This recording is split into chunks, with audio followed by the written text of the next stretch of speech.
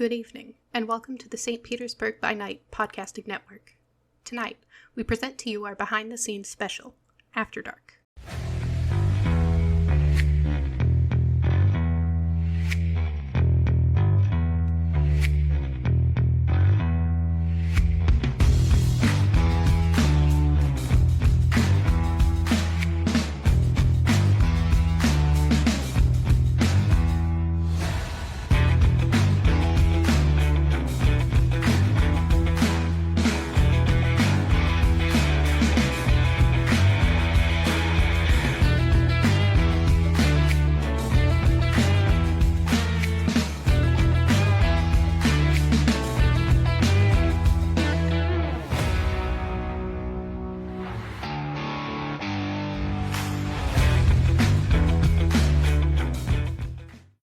Good evening and welcome to the St. Pete by Night Entertainment Network, where we play St. Petersburg by Night, a massive multiplayer 5th edition World of Darkness Chronicle set in the city of St. Petersburg, Florida. My name is Kent, also known as Kent on all social media, and I am the lead storyteller of St. Pete by Night. But tonight, I play the role of host because this is After Dark, our behind-the-scenes program, where we talk to some of the movers and shakers in the world of darkness, including storytellers and players and writers and authors and creators and all of the people who make the world of darkness as amazing and wonderful and colorful and creative and cool and amazing as it is. And tonight, I am so pleased to say I have 4 really incredible guests, and it's the first time in a very, very long time I have had a jam-packed, and I mean jam-packed, I mean look at all these amazing faces over here that I have on the screen. I mean, it is a very, very full screen, as you can see right now. A jam-packed show for you today because I have several of the participants of the City of Glass LARP, the City of Glass Games community on the screen with me today, and I'm so happy to have them here. So before we get to introducing these incredible individuals, I just want to encourage you all to go follow St. Pete by Night on all of those amazing social medias that you see up above there at the top of the screen and down in the description. We would really love your support. And if you are enjoying the content that you have been seeing on this lovely channel, you should come join our community, because we have over 200 plus amazing community members that make our community possible, and tons of incredible activities that you too could be a part of if you just come sign up. So follow that incredible Discord link and hop on over to the St. Pete by Night community and join us, where you could be a part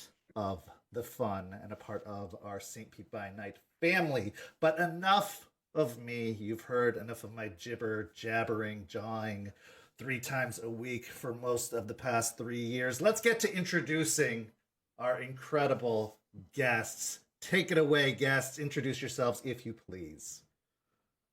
Greetings, everyone. My name is Arden13. I am the one of the storytellers on the Storyteller staff here for City of Glass Games, and my particular expertise comes in with our friendly neighborhood kindred. Hey, I'm Collin. I'm the narrative director for City of Glass Games and the head storyteller for the City of Glass LARP. Started off with speciality changelings, but have kind of generally moved to a lot of the plots in general, helping out a lot with the traditionalist mages this year and the changeling plots. I'm Erik. I am the events director for City of Glass Games and an event organizer and organized play manager for Gehenna Gaming as well. I am primarily the shifter storyteller at City of Glass Games, but I started off as a mage storyteller. And you can occasionally find me at Blank Bodies voicing a very cursed man who loves milk by the name of Louis Pasteur. Hi there, I am Brent, also known as Ouroboros Online. I am a participant. I'm a lowly player that somehow got sucked into this vortex of fun and excitement for tonight. And so I guess I'm here to give you the boots on the ground perspective. I also am a contributor to the Blank Bodies podcast for occasional random clan voices, and I also do some BattleTech content. So if you like giant stompy robots, I have a podcast for you. Well, on top of that, I would also say Brent is a professional storyteller as well. So you can find Brent over on Start Playing Games, which I'm sure he will promote at the end of this particular stream tonight, because we love Brent and he is a member of our community and we want to see him do well in the long run of things. So we'll get to that later. But gentlemen, first off, welcome to After Dark. We are so happy that you're here, and I'm so excited to get into this conversation tonight because I have been playing World of Darkness for over 25 plus years, and I have been LARPing for a good majority of those years as well. So I'm so excited to hear about how you got into all this, how this all started. But let's begin at the very beginning, because as storytellers, we all know stories begin at the beginning. And let's start with your beginnings. How did you first discover TTRPGs as a whole? How did you first hear about them? Did you have any preconceived notions about them before you actually, decided to take the leap in? Because, I know some people might have thought Satanic Panic, if you're as dated as I am, or may have thought it's nerdy, or have thought, that's what, kids dress up and do in their parents' basements, or whatever the case may be. Did you have any preconceived notions, or were you sucked in immediately? What was the case? Arden, let's start with you. Sure. Preconceived notions, unfortunately, was just not in my vocabulary at the time. I think for a lot of us, Dungeons and Dragons at some point or another was a huge gateway for us, and I am no different. I think the two instances that I can really speak to, my introduction was very, I don't want to say confused, but I wasn't aware. And of course, when I was 7, so how was I supposed to parse through any of this, 30 plus years of content? But at a local Goodwill, a thrift store, I found this box game set of third edition D&D, and I bought it for $2. And I used that and I started playing with a couple of my friends who lived on the same street as me. And then I think maybe a couple months later, I walked into a local half-price books, and there was a 4th edition player's handbook with a big dragonborn on it, and I was like, "That's the one. That's what I want." And that's what started me. So of course, I had 4th edition rules and 3rd edition other content. It was a mix. It was a mad bag. And how about you, Collin? Oh man, so before TTRPG even hit into the mix, I was a super imaginative kid, just making up a lot of stories just off my street and stuff like that. I got pulled in high school by some theater kids. I ended up picking up this monologue from a book of monologues, a Richard III monologue, without even knowing that it was Shakespeare. At the time, and just threw myself into it, and some kids were like, "Oh, all right, so you seem all right." So they grabbed me, adopted me into this group, and brought me into D&D, and that ended up being my play group for pretty much my entire high school career, and that kind of ended up bringing it. So it was D&D mostly throughout the entirety of high school, and then I only really got into World of Darkness when I hit college, and that was New World. Okay, all right. Erik. So I was first not going to anecdote, but then Collin mentioned how he was a super imaginative kid, and just for the sake of it, my first time storytelling was when I was about 4 years old. And if anyone remembers the Babar the Elephant TV show, that was my first foray into storytelling, where I would stand on a little soapbox and then present Babar to my family. It was cute, but now I know as an adult, it's very terrifying. Anyway, so when I was in about 13 years old, it's funny you mentioned the whole playing in your parents' basement type of deal. My friend Jesse, he invited us over one night for a sleepover for his birthday party, and of course we were playing D&D 3.5. So that was how I got started into the foray of TTRPGs, and then we just play there about once a week for about 8 hours a given night. Crazy times back then. Back when you could just walk outside, right? And then getting older, I fell out of D&D for a long while. I have TTRPGs for a long while. Then in college, kind of came back into it. Eventually met one of our mutual friends and co-storytellers, Ryan, through Humans vs. Zombies at Penn State University when they came for an invitational. And then got invited to GenCon. And on night 3 of year 3 of the Vancouver LARP, I decided, what the hell? Why don't I just play a thing? And of course, I chose Mage as my first thing. And since then, I've been storytelling now for what? 5 years, basically since the pandemic. So, ayo. Because if you're going to get into World of Darkness, you might as well dive into the deep end and almost drown right away. Yeah, of course. Like the first thing is like, okay, here, you can play a mage. Okay, cool. Like, it has a class type of deal. And then the word paradigm is mentioned to you, and you just watch your eyes just like gloss over. Just completely. Like we're just getting like the deep lore. Even I didn't know this until like right now. This is great. Well, that's okay. I discovered, D&D through Thaco, so I feel you. So it's totally fine. Brent, how about you?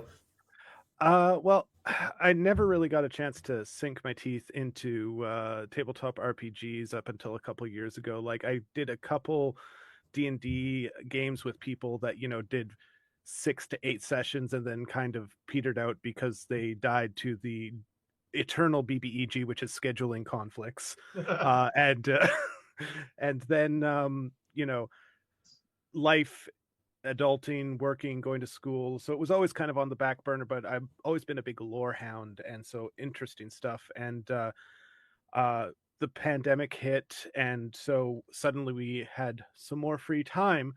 And one of the community members for my podcast was just like, hey, you like this thing, because I started watching Not a Drop to Drink, which is a actual play that Loading Ready Run has done, which is really good. And I highly recommend people check it out because it's actually a story told by Jacob Burgess, who is a creator or credited writer for Cult of the Blood Gods.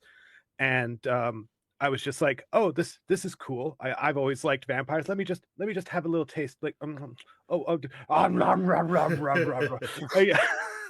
and just like completely fell down the World of Darkness hole. Was introduced to the Blank Bodies crew, who are great people and another great community. And then through them, I started going to GenCon, and they were like, you should try LARP. And I'm like, absolutely. Why not? New experiences. And got handed basically a character on year 3 of their NOLA story, and was just like, here, have fun with this. And I'm so sorry. I had a great time. It was as far as a first experience, it was great. I don't regret anything. I had a really good time. In fact, I heard afterwards, someone went up to one of our mutual friends. It was just like, how long has Brent been doing this? He's really good at this. And they were just like, this is his first at LARP. And they're like, what? Well, sorry, what? That's amazing though. It's great to get a group together like this because it is such a variety of experiences. But what I'm really happy, especially about this particular group, is most of the people I've talked to discovered gaming because of the pandemic. And with this particular group, most of you discovered gaming before the pandemic. And that makes me so happy. And don't get me wrong, the pandemic did wonders for the TTRPG community. I don't think we would be doing nearly as well as we are as a society, as a gaming society, as we are now, if it wasn't for the panini, as some of us like to call it, to make it, not as tragic as it was. But it's a wonderful thing to talk to people who has been a lifelong hobby for a lot of us, or at least, for 30 years. And so I want to ask, when did World of Darkness really come into your lexicon, and what was it about World of Darkness that hooked you? Because for a lot of people, they want the fantasy, they want the escape, and World of Darkness is not as much of an escape, because World of Darkness really calls upon a lot of really thematic elements that are tied to a lot of the elements of our real world. They're tied to a lot of the darker corners of our real world. Not so much Major Changeling, let's be real, but vampire and werewolf, and I mean mage and changeling do have their parts. I'm teasing when I say that, but like they do tap into some of the more darker elements of our real world to the point that it does push some people to their limits. And we'll talk about that a little bit later, especially when we get into talking about LARPs and some of the dangers of LARPing. But like, what was it about World of Darkness that really hooked you and brought you in when there are other alternatives, especially in the LARPing community, that could take you away? Like, there's GURPS and there's all these other LARPs that could, take you other places. Fantasy LARPs. What is it about World of Darkness that called you Arden? So I suppose I forewarned these guys that I got to tell a particular story. One of my favorite stories, just from my experience as a TTRPG player, storyteller, just being in the space, is how I got introduced to World of Darkness. And it involves, I don't know where he is on your screen, but on mine, he's right here. It's Collin. It's this guy right here. So how this went, because Collin and I live in the same city. We live in the same town. Have pretty much our entire lives, but never like crossed paths up until this fateful moment. I had been running a D&D campaign for it has actually hit a decade at this point. 2025 hits the decade point for it. And I've had a number of players. I had one critically problematic player whom I refer to as the Wolf Boy. And I was standing out in front of a local Japanese restaurant. Very small. They do like udon dishes and stuff like that. Regaling one of my contemporaries about this whole situation, this maddening situation about this player who really wanted to be a werewolf in Dungeons and Dragons 3rd edition, and like all of the crazy things that he got up to. And as we're standing outside the restaurant waiting for a table, Collin walks up and goes in, gets himself gets on the registry, to get a table or what have you, and then comes back outside and is just standing there. But like I see him out of the corner of my eye, kind of like turning towards me every so often, because I get very boisterous, I get very loud. And then finally, he eventually, I don't know, he got fed up with waiting, and or I don't know what really went through his head, but he kind of just leaned over and said, "You guys talking about werewolves?" And we ended up having dinner together that night, and he introduced me to the World of Darkness. Later on, he invited me to the City of Glass LARP. At the time, they were in their starting up their San Francisco Chronicle.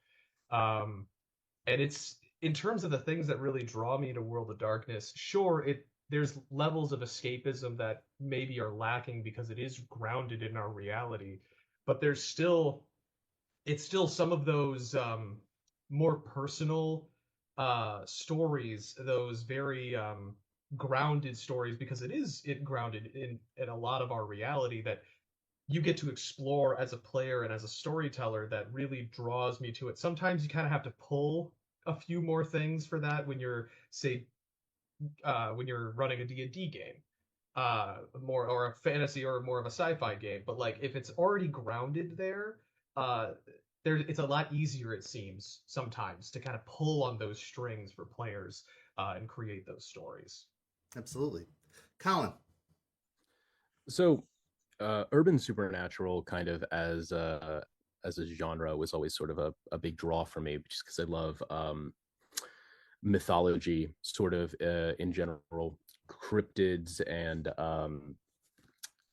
other stories like that sort of follow a lot of our culture, just from place to place, the stories that we tell within our modern scope, and that influences like our culture right now, very specifically. So I played a lot of D&D through school within like the fantasy. So it was a lot of fantasy.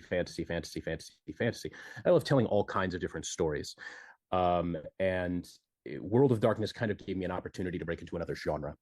And I was really not a huge fan of D20 Modern. I did not like that. I did not like how they presented that setting. So World of Darkness was a really big like breath of fresh air, and I felt like it got into some more like nitty gritty of things. It abstracted combat in such a way that emphasized a more narrative element to adjudicating conflict. That really kind of, it didn't emphasize getting like very granular with some of the say like the strategy of like grids and such like that, and more of like the narrative retelling, which really emphasized kind of the storytelling that I really enjoy telling. So I kind of switched pretty hard into World of Darkness, and that was New World at the time. I didn't come back around into Old World until pretty much later on, and with like a lot of the rich tapestry of kind of crazy history that they've got in there. And since the Old World kind of ended in toward the end of like the 90s and everything like that, when they sort of switched over, and it wasn't until more recently they switched into V5 and then sort of back ended their history note, but there wasn't anything at that time. It was sort of just kind of left open ended. Figuring out, okay, what parts do we want to keep, what parts do we not want to keep, which lore is relevant and which lore, nobody had time to read everything. Which lore are we keeping that is familiar to those that are, like old world heads that are coming in that really love the lore and would be familiar with things that are coming on. Exactly.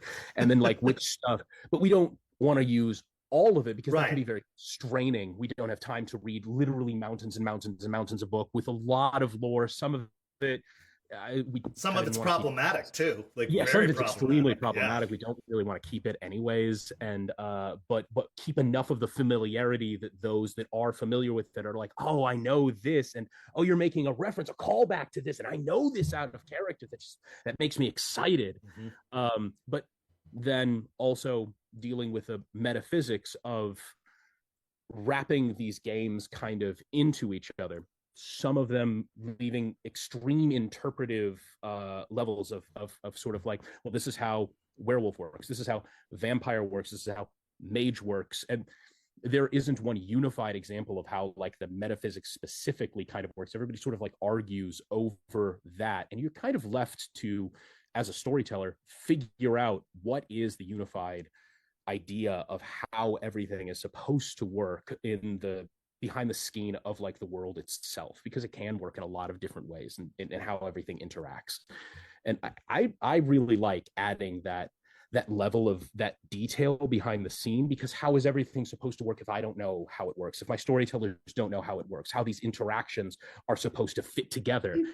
So we have recorded hours of me ranting about like the truths and the metaphysics of our universe and like how these things interact and what is going on. Like, this doesn't go out to the players, they don't know this stuff, but we know this stuff so that you guys know how to like adjudicate certain things when they come up, basically. But like that's what I really like getting into. Well, you made a really interesting point, and I wanted to kind of go back to this, which was the mechanics is one of the things that caught you and brought you into the system and into the game. And that was one of the things that hooked me at first too, because I was not a fan of horror. And I still to this day am not a fan of horror, which surprises people because I've been running and playing World of Darkness for almost 3 decades now. But I don't watch horror movies. I do not go to horror movies. I do not like horror. I don't like haunted houses. Like, it's not my thing.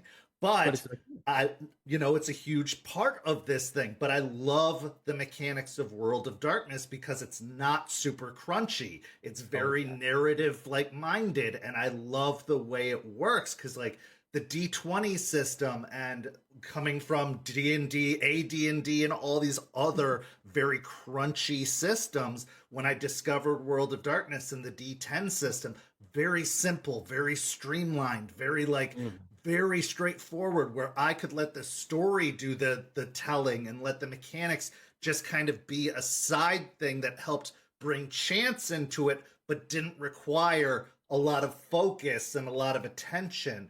Like, Oh, absolutely. I'm so glad that you said that, because that's not been a big thing for people when they talk about it. A lot of the guests I've talked to, very few of them mention the mechanics. A lot of them say, I loved horror growing up, or, whatever the meaning is. But that you said that means so much to me, because that was what hooked me, was the mechanics first. And then I came to love the setting and the history and all the other stuff that you mentioned. But it was the mechanics first. So I'm so glad you said that, because that was the same. 100%. It's a beautiful vehicle for that. Real quick, Arden and Arden, we are in I run another game where I've just taken the structure of World of Darkness.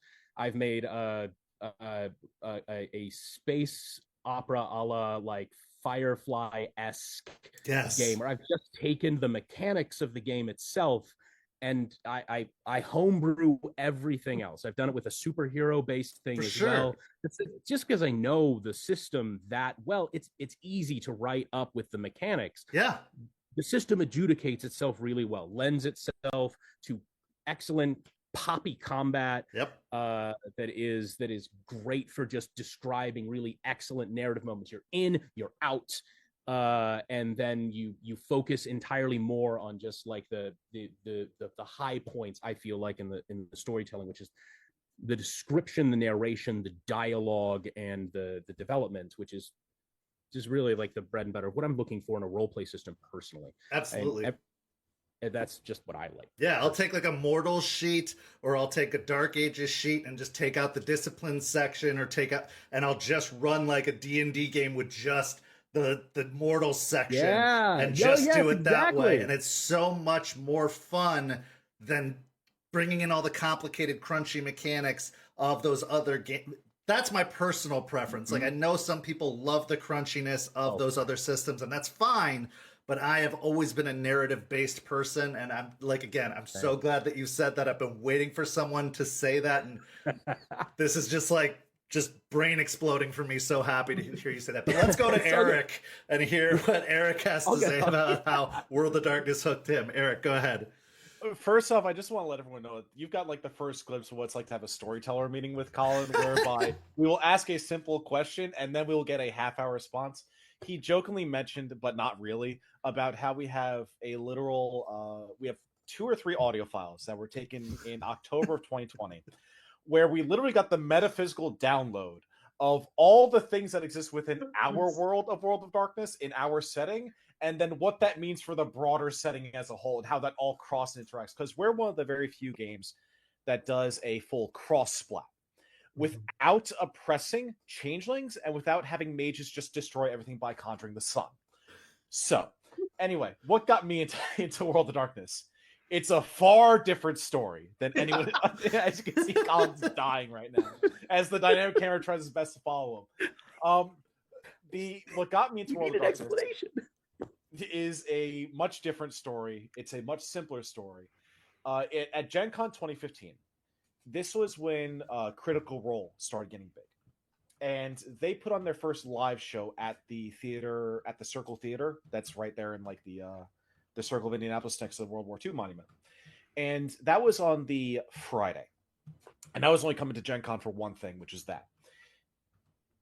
Saw the show, and when I came back from the show, I was staying with friends of our community and players on our LARP, Devin, Ryan, Zach, and a couple of other people. And I overheard them talking about like this game that they were playing, this LARP. And like my only scope and reference of LARP were 2 things before that, which is Boffer, which this wasn't, obviously, unless you're playing a much different game than most, and Humans versus Zombies, which is played with like Nerf guns and stuff. And I heard them telling the story about how they were running across a field and like firing guns at each other and all this other stuff that was going on. And I was like, what are you guys talking about? Oh, this is World of Darkness. What is that? And they were like telling me about what it was without telling me a single thing about actually what it was. It's like a movie trailer, right? We're going to give you the plot of what we did without telling you a single thing of what it was. And so I was like, is it okay if I join you guys for this night? Like, it's the last night at GenCon. I don't know if yeah, sure, come along. Like, come by. I show up. I know nothing about the system. Absolutely nothing. And John and Ryan are preaching to me mage. So I go, okay, I have the idea of like a spellcaster from World of Darkness. Hey, we're all mage storytellers except for you, Arden. And we're preaching. Proud of it. Sorry, not Why did preaching. they hand you Page first? Jeez. I have the reason for it. It's because I stay with John Lux and with Ryan. That's why. Oh my god. And they were giving me this idea of like, oh, you can cast and like do all these different things. You have these spheres that can help you manipulate the world. We have some pre-made character sheets to help you along. I'm like, okay, yeah, that sounds great. Like, I know D&D, I know spellcasting from those. I know it's a thing within like general nerdy spaces. And I'm like, okay, sure, I get it, I get it. They hand me the sheet, and I look at it, and it looks like it's a totally different language. And they're trying to explain to me the course of paradigm, of spheres, of the different traditions. I was playing a chorister, which thank God that was like one of the easiest ones to understand for a new player. But then we hit scene on. And in that first scene, we literally had an Nefandi like preach to the entire LARP, like his entire grand plan for the city, played by Devin. The character is Jimmy Jonas. And then we broke off into all these scenes. I was lost. I didn't know where to go. I only had like a couple of friends, but my friends are in scenes. I wound up talking to the other co-founder of City Glass Games, Troy, and he just like drags me to a scene with the big bad that was just announced a second ago. And from there, I was just lost. It was all lost in a good way. Like I was in the rabbit hole in a big way. The narrative drew me in of what the story was, how it worked mechanically. Like I had never heard of a rock paper scissors LARP before, and honestly, it sounds so simple, and it is, but it's also one of the most anxiety and adrenaline inducing moments you could ever have when literally someone goes, throw me a chop, and you're facing like down to life or death situation. You have no idea how it's going to shake, and it's just a 1 in 3 chance, right? Confirm. Rock, paper, scissors, and a you have tree. no idea what's in store for you yet. What about the bomb? 1 in 3. 1 in 3. We don't talk about that one. We don't talk about the bomb. And from there, that was the end of one of our first chronicles, which is Vancouver. Which at GenCon there was one other major LARP organization that is no longer around called Darkness Remembered, and we were like competing against them back in time. I didn't know that, and eventually we break into our next chronicle, which is San Fran, and then I stepped up to be a storyteller in New Orleans, which was our most recent chronicle that wasn't the one we did last year. And the reason why I did that was because I jumped in due to pandemic and we had staffing shortages. Imagine what the pandemic does for your mental, right?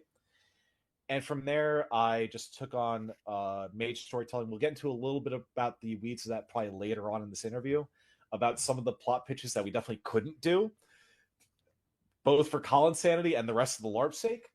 And from there, getting involved in World of Darkness, I then started to get involved with some of the 5th ed rules. I love Hunter. I love Werewolf. Started getting involved with some other communities that were running these things at conventions like Gehenna Gaming. And I've just not looked back. Now I organize, and I've got like 240 events slated for GenCon just alone across LARPs, TTRPG events, actual plays, panels, seminars, you name it. So, sorry, long answer, short form. 2015, I decided to just take the leap for $12. It was worth it. Absolutely. Brent, how about you? Well, I've always kind of been aware of World of Darkness, like it's someone who is geek or nerd coded, you even if you don't do the tabletop RPGs, you're aware of Dungeons and Dragons, and there's the other stuff, and just there's that World of Darkness which the edgy people all play, way back in the day. Yeah.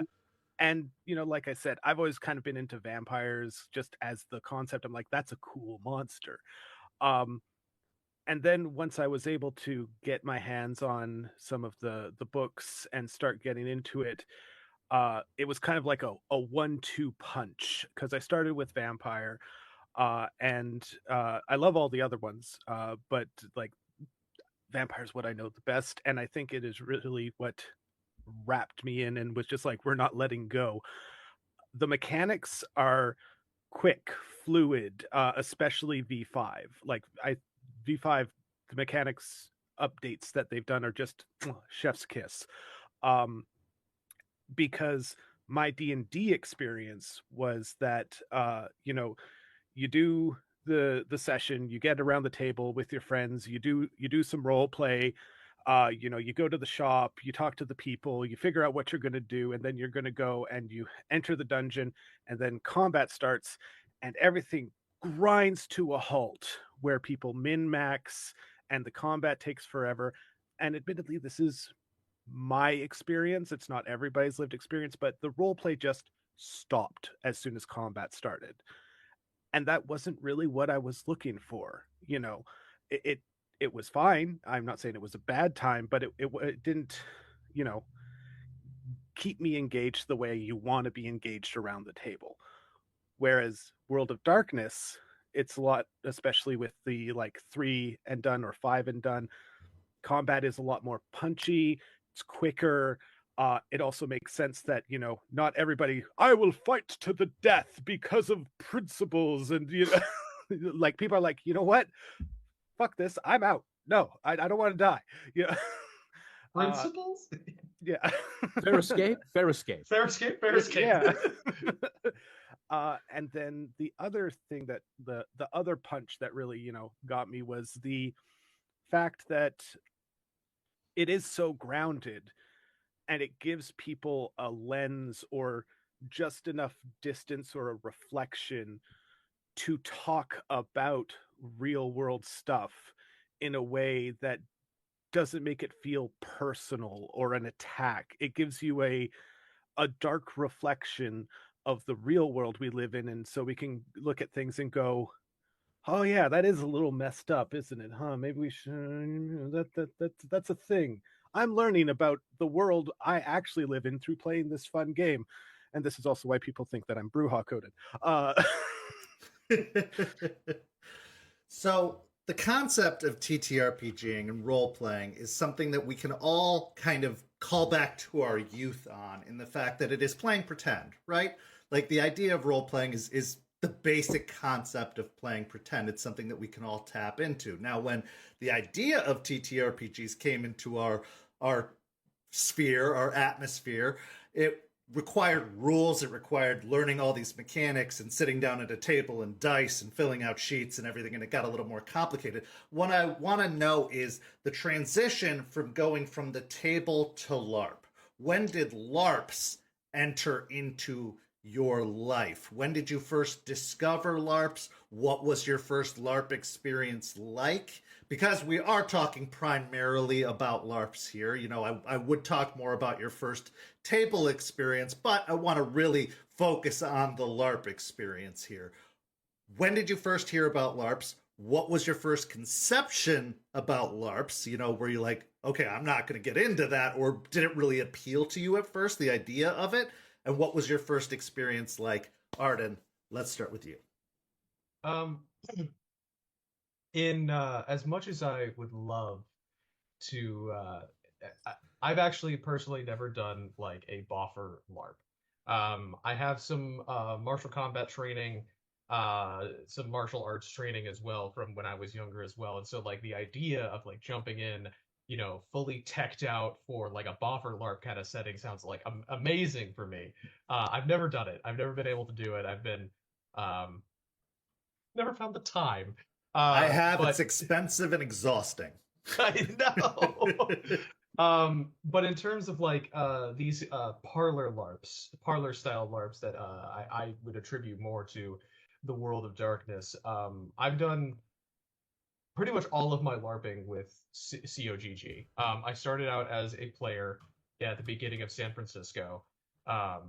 And how that I already kind of told you how I got in contact with Collin, and how like that just steamrolled very quickly into being involved in the LARP.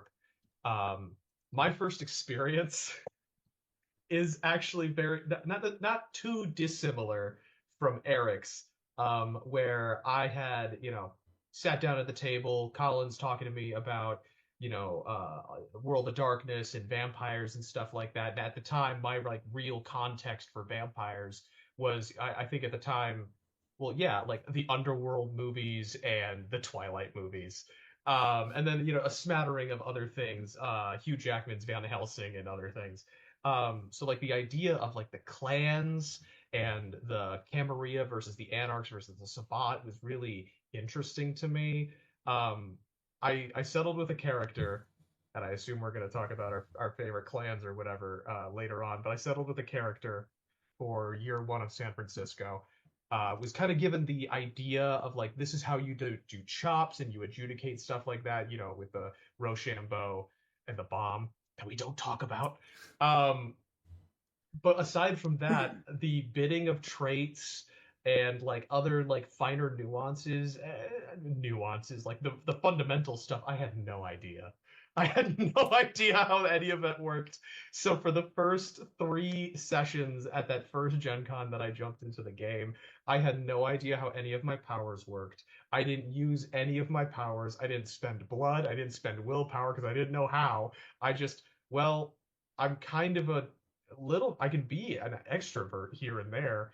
Uh, so I'm just gonna talk to people. I know what my plot is and what I'm gonna try to do. I was playing an infernalist, and what my top goal for the weekend was get more people to join the demon cult, and I was like, I can do that. And then by the end of the third night or whatever, I had like 6 or 7 of the 15 vampires like sworn to the demon cult just by like shaking hands and like talking to people.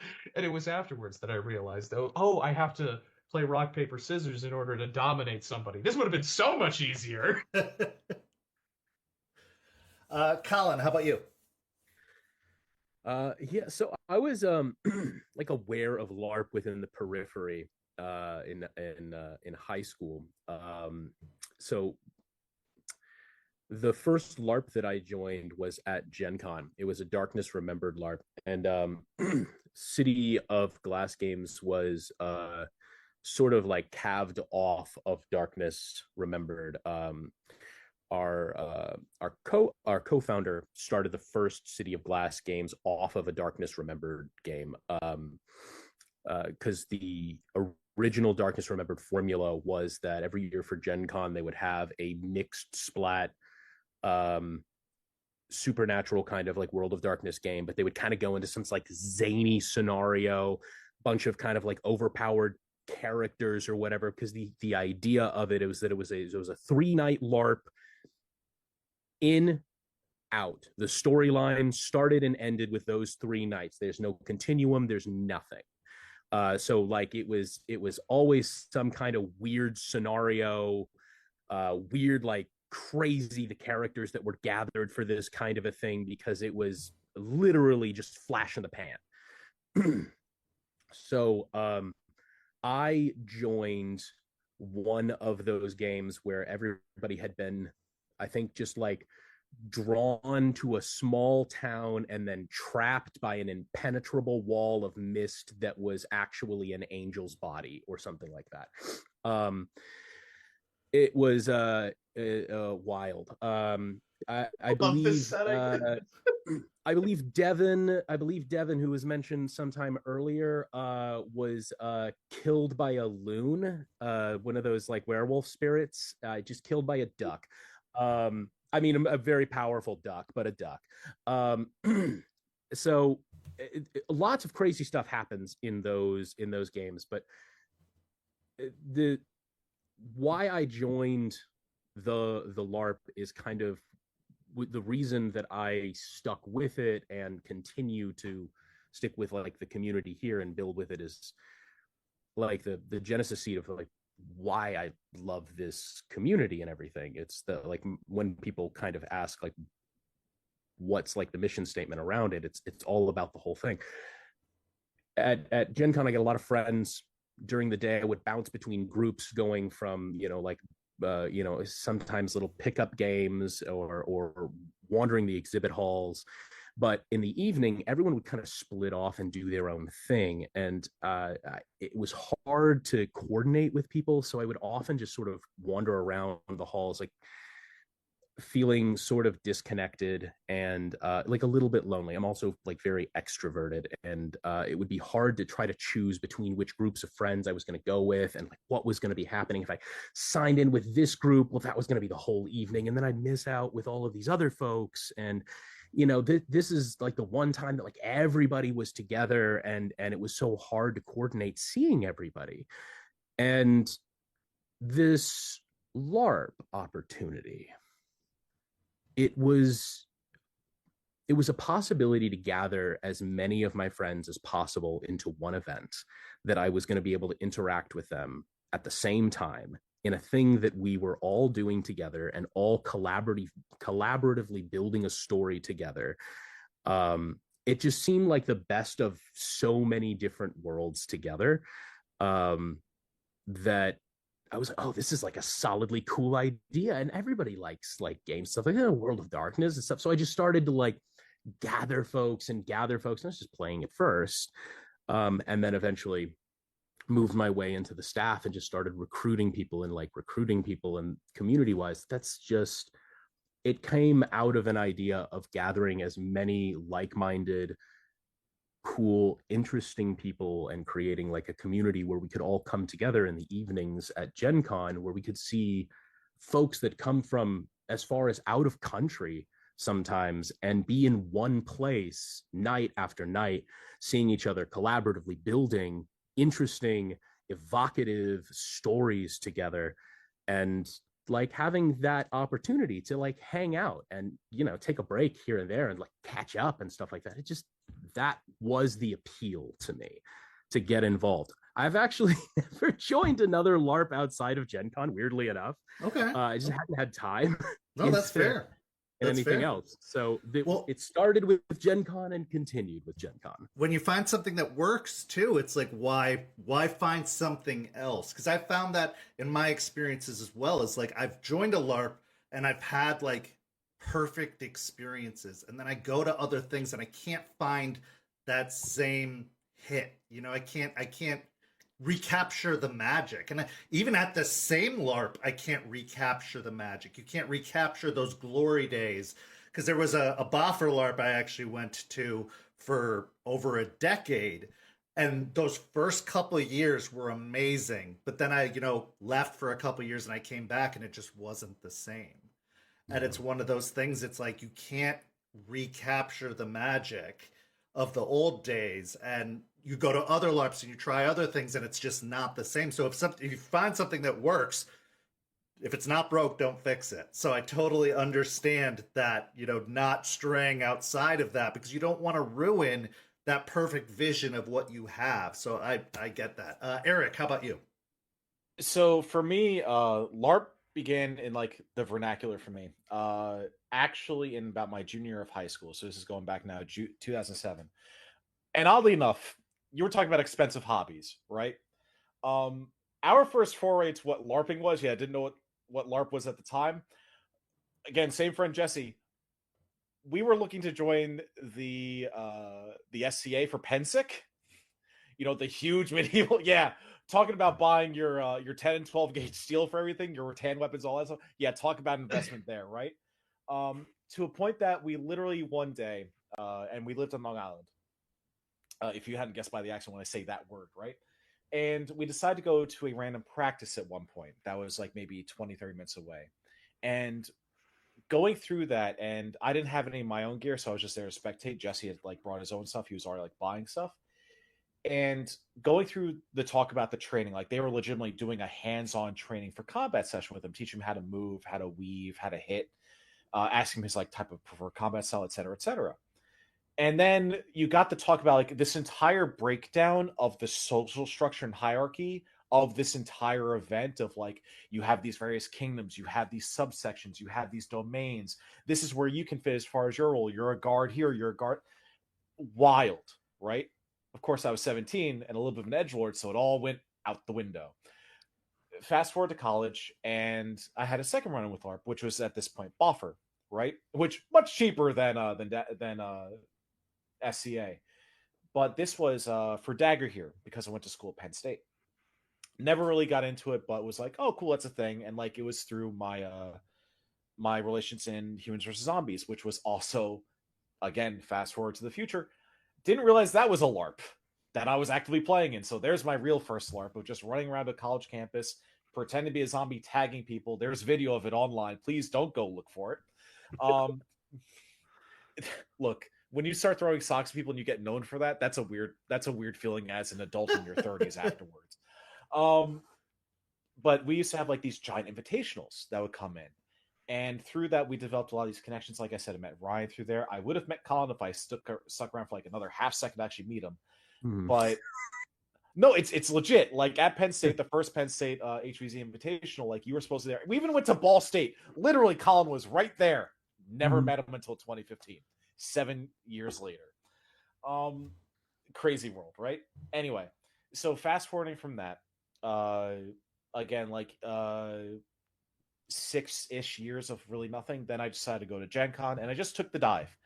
Um, you know, like I said, these guys were talking about what they experienced in that night of Vancouver LARP, and I just wanted to take a leap and join. And much like what it is what it is now. Like, this community of City of Glass has developed into so many fostered friendships. That's kind of insane. We went from a LARP of barely like 20-ish people, 30 people maybe, in that 2015-2016 range, to now our main LARP at Gen Con itself, with all staff included, is about 115 people. And it is wild. And like, I can go into it when we go into talking about like how do you prep for a convention like Gen Con, just to talk to you about what it was like post-pandemic when nothing was offered at Gen Con. We were one of the primary events, especially a LARP event at Gen Con. That's amazing. That's amazing. Brent. Well, I've always kind of been familiar with LARP, but it's usually been described as, like the people putting on the wizard robes and throwing tennis balls at each other in the park. And, there was a certain amount of negative social cachet with that, we'll say. Also, I'm kind of like, I'm the type of person that, like, I've done laser tag, I've done paintball. We're going to go with paintball because I like the more authenticity of like actually taking the hit, actually running around doing the things. If you're going to do the costuming, make the costume and have it be authentic. Like, I have made 2 vault suits, one for myself and one for that was auctioned off for Desert Bus for Hope when I volunteered for them way back in the day.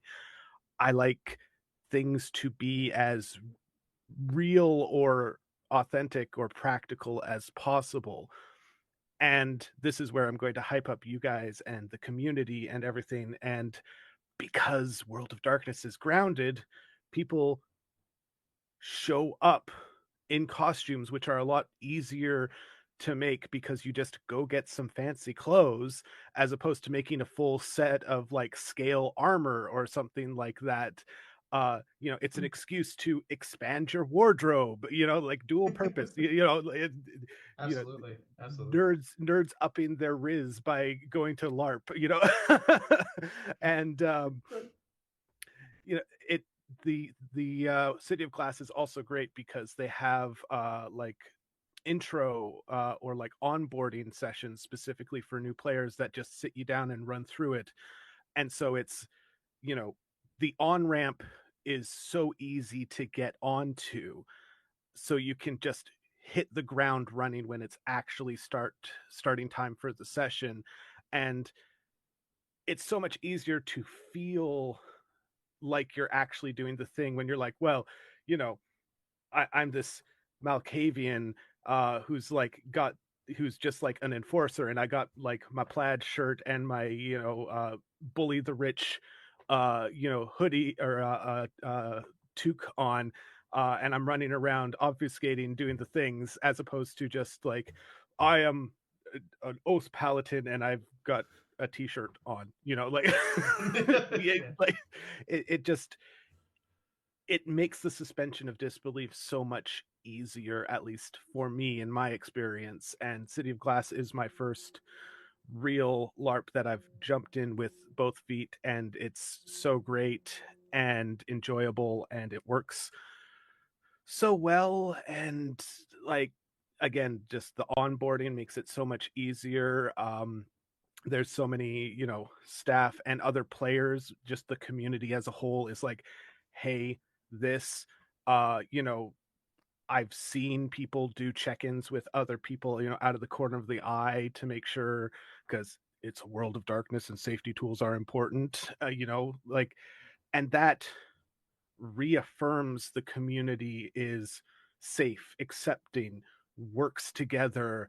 We are creatively making something, but at the same time being safe and building that community. And so, and just to circle back again, the fact that you can be like, oh well, I don't really like dressing up, or I don't have a lot of clothes, but this year I'm going to be playing the asshole boardroom Ventru, so I got to get a nice suit and tie. Well, I can actually wear that to a job interview, so it's a good investment. Well, I mean, that's the thing about the World of Darkness versus like your fantasy LARPs is the immersion factor. I think that in terms of cost and immersion and creating the product, World of Darkness lends itself to LARP a lot easier than fantasy LARPs. It's not impossible, because I was in one of, in my mind, the most immersive D&D LARPs I've ever been a part of. Like, when I say immersive, we had orcs that painted their face green and wore the tusks and had the costumes, and like we had people who were a dragon who had like a sheet they put over themselves, and they had wings and the whole thing, and they were like 15 people that erected themselves into a dragon and the whole thing. Like, it was a big freaking deal. Like, they did the whole thing all out, but it's expensive and it's not something that everybody can do. But as far as a World of Darkness LARP, most of us have these outfits in our houses, like you said, a suit for a job interview. You can put that, you might have that already from a wedding or whatever the case may be. And you can be a Ventru, or you can be a street Bruja just based off of your old painter's clothes. Like, you have these things to do. Now, of course, when you get into like Werewolf Krynos form, that does require a little bit more imagination. So I've seen kind of the opposing ends when it comes to LARPs of immersion, because I've also seen World of Darkness LARPs where people just have the note cards pinned to their chest that say, like, I'm wearing a Spider-Man outfit or something like that. And it's kind of like, well, okay, that's like, all right, what is even happening here? So it can go to the far extents of both ways, but I do think of LARPs, World of Darkness is one of the more practical possible LARPs to do on an affordable basis, especially if you can find a good location to do it in. But also it can, in my mind, be done badly if you don't put the effort into it. So to build off on that a little bit, to express like what it's like for us at GenCon, we actually have a really good spattering and mix of both sides. For instance, Arden has a full-on leather set that he wears. No, not a leather daddy, a leather armor set that he wears. Right. Important clarification there. It is a very important clarification. we have two little memes going on right now, which is we have a couple of people. One of their names is Yvonne, the other is Cal, who go into these super elaborate, like they custom sew their outfits as well. And Yvonne has been taking a huge effort to be a classical dress sewer and seamstress. It's wild, her journey. Like, if you see some of her outfits, hopefully some people will see them at the LARP this year. They're insane. But then we also have people who are very minimalist and like try to use the theater of the mind to create that. Honestly, the idea of someone having a post-it note and going, I'm wearing a Spider-Man outfit, might just be a Mage and a Quiet that we have in the future. Who knows? But that to say, I do have a little funny anecdote, which was us as a staff. We had one player consistently through NOLA who loved to use time magic. And specifically... Never mind. What, you're thinking about different? No. I got another one. Specifically loved to use time magic and loved to invoke paradox from that. And as you know, time magic has a lot of really, really bad effects when you decide to screw it up, including full erasure of people from timelines, including and up to yourself, right? We went on eBay or Amazon one day, and we were trying to find out if we could get a specific prop for this character that when they hit a certain level of paradox, we were literally going to take their sheet and go, GG, right? We have this thing within the Dreaming, a time paradox spirit, basically the Ouroboros, that we simply call the Time Snake. And our meme is the Time Snake always wins. It does. So what our plan was we were going to buy one of the Chinese New Year dragons, and this blends into you're talking about how you had like 15 people kind of mech suit a dragon for your LARP. And we were going to have all of our staff parade this into the room, like do a full scene pause on the entire game, and just like have someone with like a drum just kind of beat a drum and just literally parade this into the game, go up to this player and simply go, the Time Snake always wins, and then consume his character. That's amazing.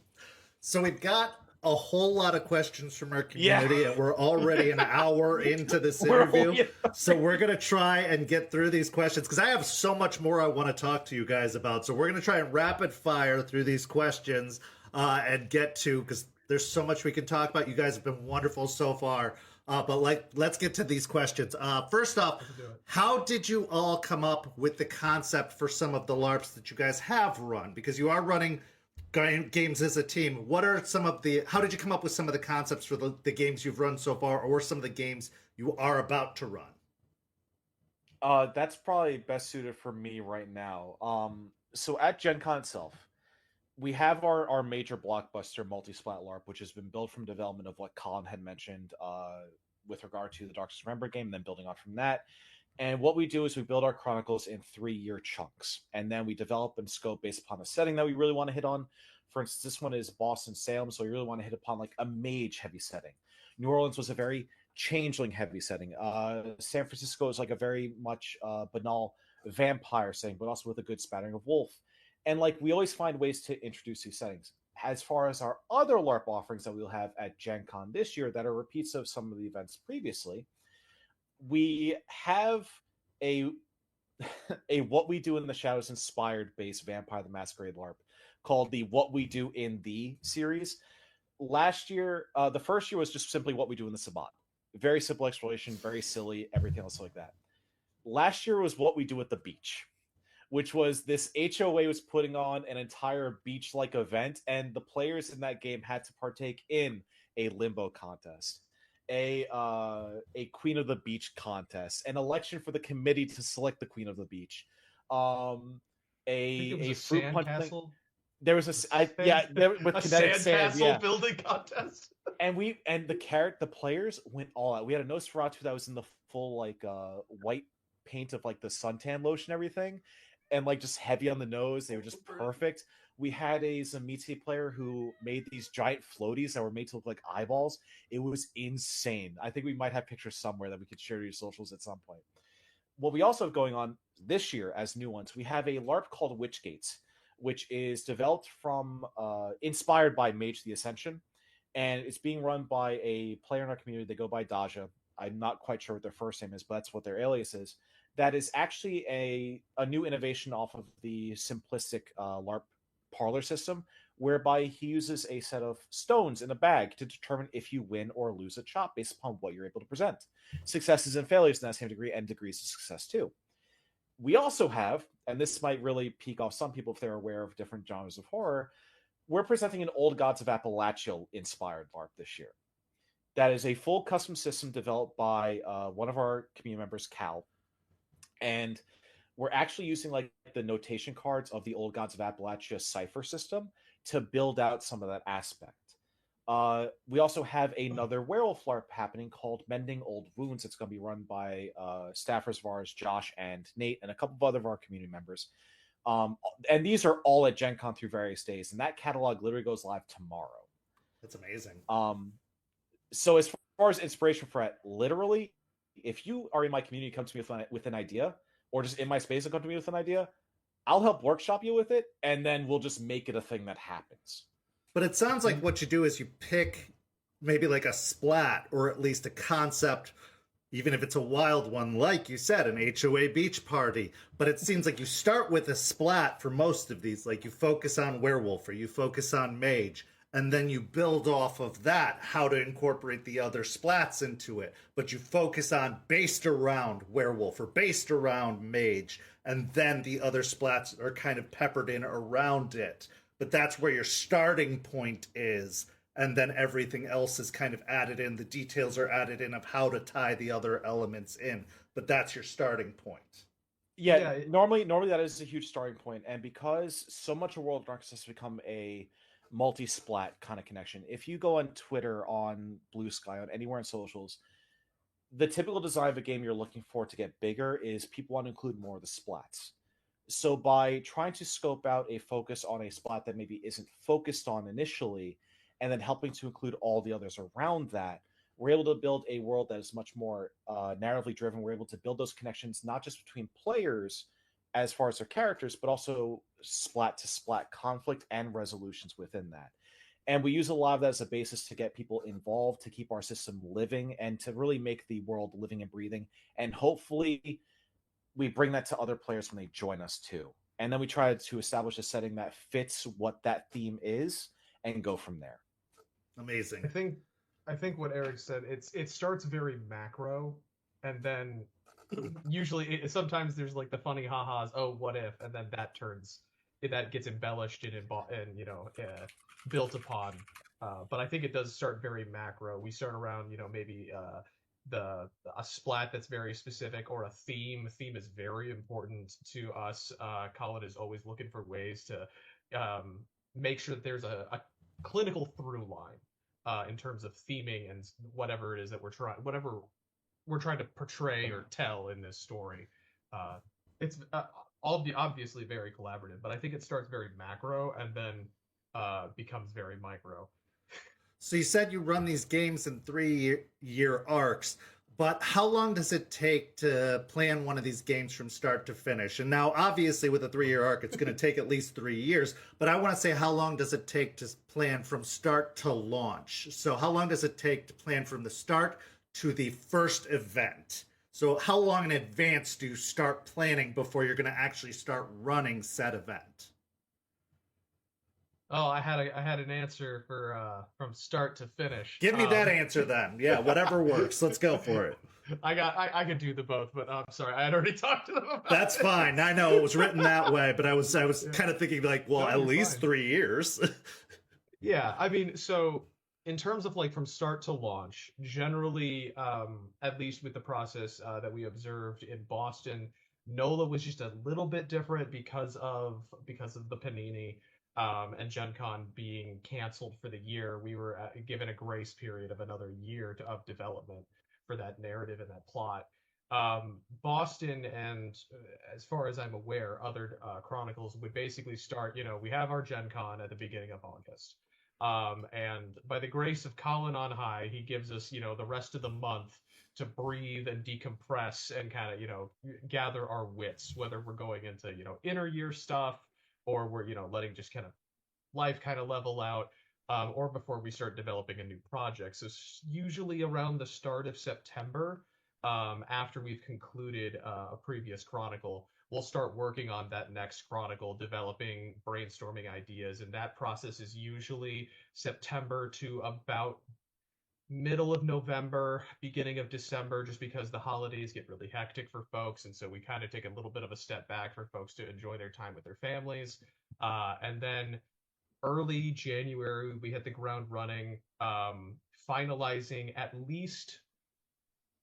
We try to finalize the main plot points for the nights, for the 3 nights of Gen Con that we're coming up to.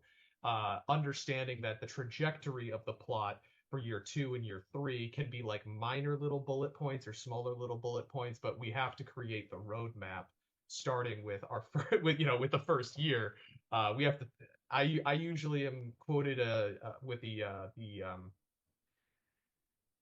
allegory of the plane has to leave the tarmac. We have to get the plane in the air before we can really start to talk about anything else. And that's kind of how it works from launch. Once we get things kind of nailed down there in the early part, January, February, by that time, there's a lot of work that's being done in terms of developing the characters. I think somebody mentioned previously, we do bespoke character bios and bespoke character sheets for a vast majority. I'd say about 60 to 70% of our player base gets these bespoke character bios that are crafted by the storytelling staff over the course of the development period. And then we do also create we have an offering for like one night players. Sometimes that the 3 night commitment, much less a 3-year commitment, is kind of intimidating to some folks, and they might not be super jazzed or super into that from the onset. So actually in NOLA, Collin and Erik had developed an idea of these kind of one night characters, something to at least give somebody a taste. So we're not necessarily handing out those character sheets or character bios, but give them a taste, give them an opportunity to kind of jump in, get their feet wet, experience what it's like, and if they want to move forward with that character, or maybe they want to actually step into one of the other characters, more than welcome to do that. We work with them very closely on that.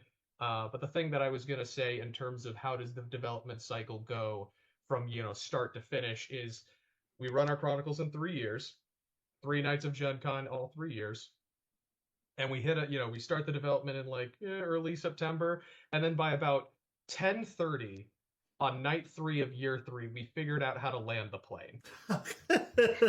That makes sense. That makes sense. Yeah, you finally figured it out. Finally, at the end. The divine rock hits us, and Collin, Erik, and I we stop and we see each other from across the room, and we're like, conference. We figured it out. We know what we're doing. We have that group epiphany. It's just the brain cell immediately clicked and shared.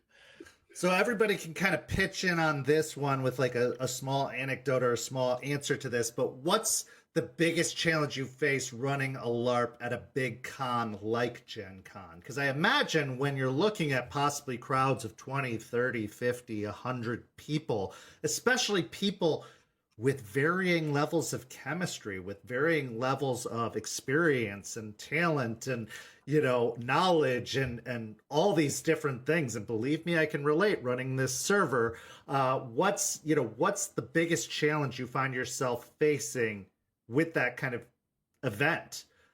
Go ahead. So it has to be broken up into a few different parts there, right? The first part itself is all the prep, which I'm going to let Arden and Collin share a little bit more on as far as that goes, because we will offer our event and then players will come into our chat and then want to develop something. But like I said, that's for them. As far as the actual at the show stuff, right? The most difficulty we face in this event is making sure that we are keeping our players engaged in the various means and plots that we have, and the actual getting it set off for the night. That includes player check-in. All of your badges and tickets are scanned. That includes getting your bio, getting your sheet. We have new player introductions as well to help people start to understand mechanics when they're a first-time player. And we try our best, especially in the year ones of our Chronicles, to lower the power scaling of those characters and try not to have as much carryover from previous Chronicles, because that's a big thing in other orgs too, like an MES or an Obi-Wan or anything else like that, to try to give people both a new flavor for what they're going to develop, but also look at the sheet and see that it's not as scary as a huge year 3 sheet may look like, right? And what that also entails is making sure that people are in place, ready to go. We, as storytellers, have had our conferences. We know what our first launch point scenes are going to be, but also just making sure all of our staff are in place as a whole. We have 3 people typically doing the door check-in. We then have another person who's typically dedicated to handing out their character sheets and bios based upon the splat. We have 3 people helping out with new player orientation on the side. That's like still kind of spilling over. We have our 5 storytellers or 4 storytellers, depending upon what kind of setup we have for that year. And then we have our narrators, which can number like, I think we had 5 or 6 narrators last year. And then we have adjudicators that help keep things moving in place too. So it's all just a big logistics puzzle as far as making sure we keep as many plates spinning as possible to getting to go. And really for me, the most daunting task is just all the set that leads up to game on. And I'll especially let Collin talk about what's like at during game itself as far as like coordinating those problems, getting by those. Yeah, Collin, go ahead. So a LARP itself is primarily driven by conversation. When you break it down into its like core component, you essentially have an event that is so many hours long of people talking to each other. I mean, you might have some level of performance, you might have some level of theatrics. There are some very like bespoke events that are happening that are run by troops that have like some pretty crazy even pyrotechnics and stuff that happen that'll draw some like but at the very core of things, it's just people talking to people for hours and hours and hours at a time. So you have a limited number of staff. that can be basically meted out for a scene. You have players that need to go over to them to ask for clues, to run, to get resources sometimes, to ask questions, clarifications, to have people weigh in on fights and occasions like that. All of that stretches the bandwidth of what somebody has time to do. And when people are waiting on a staff member to adjudicate on a scene or to play an NPC that they're looking to speak to, that essentially pauses their ability to engage within the scene, within their character, right? So these are some of the obstacles and things that you will essentially deal with within a LARP. So when you are planning for a LARP, when you've got like enough kind of experience to grapple with these issues, the point or the thing that I try to build for is you've got PvE and PvP. So players versus environment, in which case the benefits of that is it gives people a lot to rally together on. They're not fighting each other. They get to fight the staff, faceless NPCs or faceful NPCs, but they don't get to feel guilty about that. You get to stomp those guys. It's great. Everyone gets to feel collectively good about that because they're not technically ruining anybody's day. They don't kill anybody's character or anything like that, community-wise, hoorah. PvP, however, frees up staff resources to run other things for other people, to create these bespoke experiences for the parlor LARP, to give people that kind of unique intimate kind of experiences, to pull people aside for seekings, for like unique narrative experiences with NPCs, those moments that really draw people into the compelling moments of their characters, to run more and more scenes. So having a balance of both is essential. What we do within our characters in order to create that like PvP and PvE sort of angle is especially with like contact. So when you have people that have a lot of experience versus people that have new experience, and there's a level of not knowing who's going to be showing up at the LARP, what we do have is a lot of faith within the returning players for our community. So what we essentially have are like sort of community ambassadors, or the players that we know are great players that are able to draw people into their plots, are great at seizing people that are connected to their plots and pulling them in and being like, all right, cool. All right, so I'm a train. I'm going through this wall, but you hit your wagon to the back of me. We're going through this wall together. And you're going to smash your wall while I'm going through with my wall. We're just going to make a slight adjustment to this track, and we're going to hit both walls at the same time. So like when you create the new characters for like this next year, so when we're creating the new characters for this upcoming GenCon, we establish between ourselves like who are the more active players that have been keeping, that we essentially know are going to be making their way back this next year. We're going to make characters that have connections to them. Anybody coming in that have established connections to these characters, and then of course have backup connections in case something should happen, that player cannot make it or something like that. Obviously there's backup possibilities there. So you interconnect the web so that they have a reason to go up to these players and be like, hey, I have this kind of connection. We know that player is going to be like, oh, solid. Okay, nice. I got like a new connection. I got like maybe like a cousin, or ooh, I've got like a nemesis now. Oh, solid. Oh, I've been meaning to have one of these. And like then the plot kind of like takes it off. You've got like a new person who's like, oh, maybe I don't really know what to do. I don't know this sheet super well. And like, maybe this is like my first time LARPing. I'm kind of like a little bit shy. And someone's like, yeah, no worries about it. Hey, it's cool. I'm more experienced about this. I'm going to ask your question, what you want to do here and there, to whatever you're comfortable with. But since you're part of my plot, I'm going to take you along for the ride. And that draws people into the plot a lot better than just handing them a character and being like, here you go. Here's a character, a bunch of history, a bunch of plot, figure it out. And then they just stand there on the side being like, oh, I'm supposed to hunt somebody down, but I don't even know who that person is. And like, I don't know how these powers work. And then they just end up having a bad time because they're just standing around on the side being like, well, I'm an assassin. Nobody will hire me. But like, and like waiting for something to happen, or like not even knowing, like, oh, but this ST seem busy all the time, and so I can't like go and talk to them. It's just valid, but like it's hard to know what's going on. Yeah.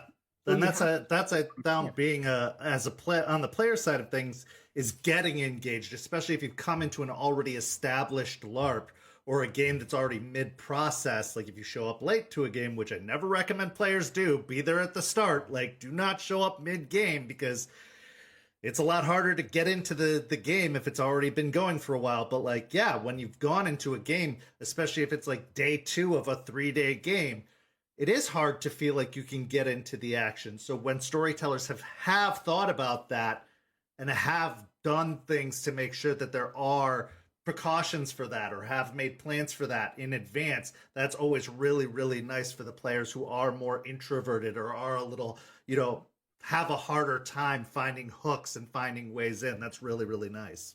I'm doing this for like 10 plus years. So over the time, that's how I've started to structure characters and stuff like that, where I'm like, all right, so you're only going to be here for one day. You're coming in like what, like night 2. All right.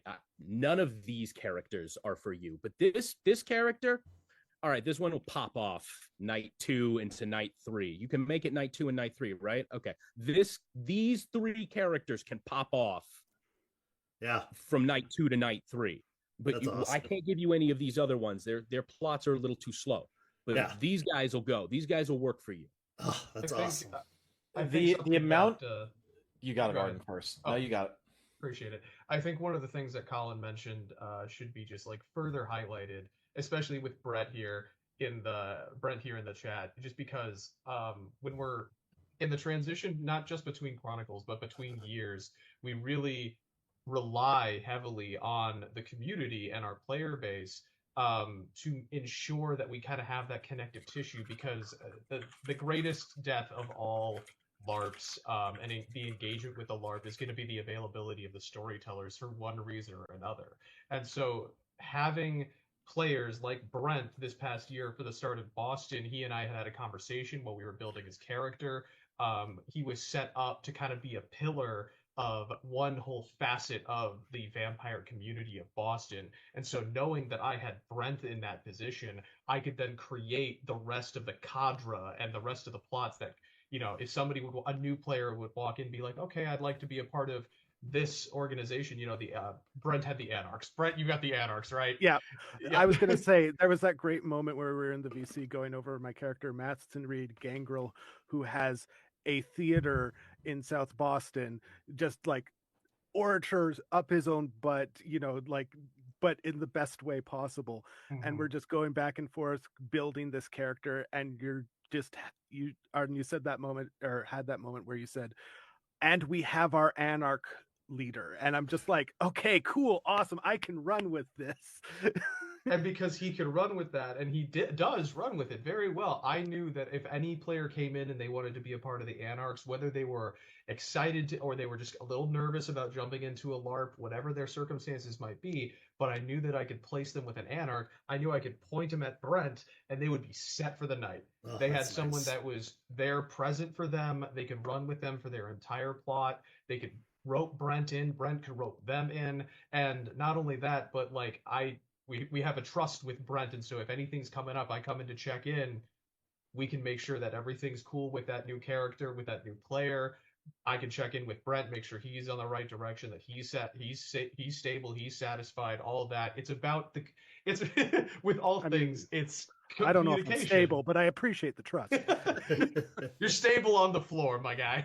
Okay. Yeah, being able to delegate is important. It's also interesting to note, especially for our community, our LARP. I alluded to it earlier. In 2021, when we hosted our LARP at GenCon, and we were, like I said, the only World of Darkness LARP there, which was a shock for us, let alone one of the only LARPs in the evening at all. Because so many other orgs had to cancel their stuff because obvious reasons, right? We had only 14 players who bought all 3 nights of tickets, yet we had 60 tickets available each night. We had about 30 or 40 players who only bought tickets for night 1. And because of the scope of what we built out, of our bios, of our inclusivity, of our contacts, of getting them involved in every step that we could, we wound up having a player retention at the end of that show that was about 82 players a night. So not only did we have our hooks in for people on, the first time they came in night one, but those players repeatedly showed up, brought other people, and then we had our fun logistics problem. Oh, we have all these other event tickets we have to honor first. Wild time. But that just speaks to, what we built up, Collin's philosophy as far as getting all this interconnectivity involved, and what we've built out over, he says 10 years, literally about 12 years, which is insane. That's amazing. So how do you balance letting players create chaos while keeping the story moving? Doesn't that just come with the territory of being a ST? But even we're talking about in a massive scale here, though, because at a table, when you're talking about 3 to 6 players, that's one thing. But when we're talking about 60 players, and we're talking about factions, and we're talking about half the players versus another third of the players, or this can get massive. Plus, we're talking about also from a business perspective and a player retention perspective, and we're talking about the impact it could have on your ability to come back the following year, and there's a lot more factors to take into effect here versus just this is me and my friends sitting at a table. Maybe they'll fight about it afterwards, but then we'll all make up, go out for beers, and we'll be fine. There's a lot more to consider here on this scale. So for me, it's always about vigilance. And it's always about that communication amongst the staff. One thing that I've always been campaigning for, even since I was a player for City of Glass, was in a perfect world, we have at minimum 2 narrators for every 1 storyteller to kind of help keep things moving, keep the works lubricated and so forth. But in terms of a player over on this side of the room has decided to do something unexpected and crazy, not necessarily game breaking, but definitely something that we as a storyteller staff weren't prepared for. What that comes down to in terms of how we're able to make that work, spin that up, and make sense of it is, I'm in the scene. A player does this thing, and I go, amazing. Okay, we're gonna wrap this scene up real quick, because I want to give you guys the satisfying ending to this scene, and have you guys kind of move on in this direction, in whatever direction really that you wanted to. And once I'm done with that, I'm gonna run over to wherever Collin is. I'm gonna run over to the nearest ST and be like, okay, so this is where we're at. This is kind of the events that are happening. I have an idea of where this direction is. Here's that little kind of my brief bullet point. How do we make this work? And it's keeping that constant flow going. During GenCon, particularly, we have a lunch that we always have, or an ST breakfast or lunch or something, where we kind of go over the events of the previous night. And that's a huge point of contact for us outside of the game, where we can kind of look at certain circumstances and situations and be, okay, how do we make this work? How do we maintain our continuity? How do we work this into the plot? How do we react to this? Because it's a living, breathing setting. So how do we, everyone has the ability to impact the setting in the exact same way and gravitas that anyone else does. So how do we maintain that? And it's a communication. I don't particularly have a surefire, and this is point A, point B, point C on how we deal with that. I might have to give that over to Collin, but it's all about the communication. It's all about that willingness to yes and or yes but, and kind of work between what each of the storytellers are trying to communicate. Because at the end of the day, we're all trying to tell the same story, no matter what I'm doing with a Sabbat in this corner and what Collin is doing with the traditions in this corner.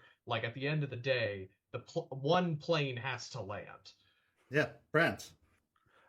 So from the player perspective, it is very clear that the community, when you're on ramping, all of that, it's you are not the protagonist. This is a LARP. This is a giant collective storytelling.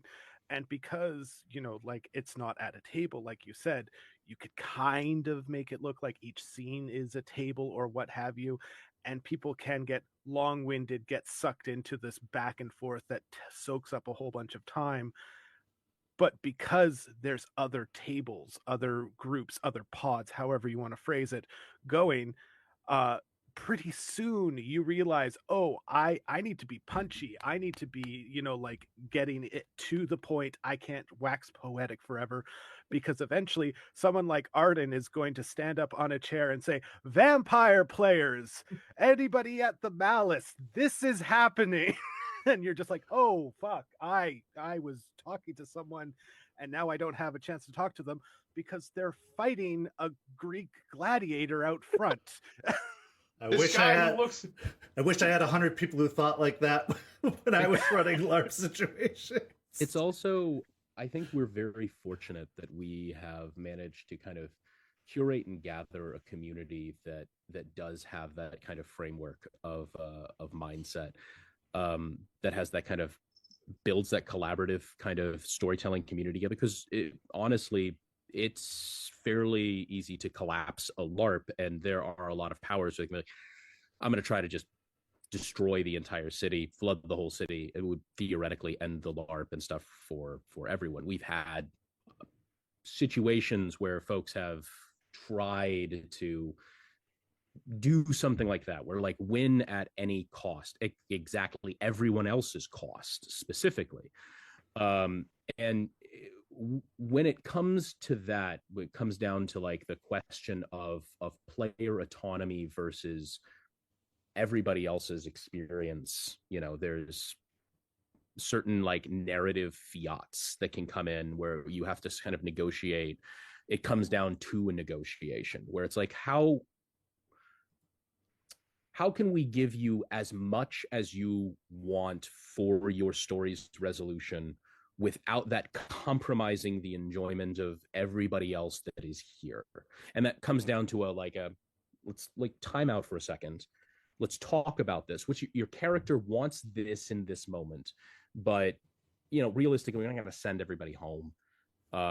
So let's talk about what would be a good point that we can still find you the closure that you need, narratively speaking, that you can get what you want, but also we can continue the game for everybody else, because everyone else is also looking for a closure, and we're all building this together. Fortunately, we then haven't had to have very many experiences like that. I mean, it's World of Darkness PvP. We got werewolves and vampires and mages in the same setting, and yet like our player kill counts is kind of low. With a lot of werewolves, and realistically, if the werewolves all mobbed together and just started at one side of the room and just started going like group by group, they'd probably just clear out the room eventually, if it comes down to numbers and stuff like that. But like, that's just not how the community is built. Folks have just like an aversion to being like, and now your experience is over, leave.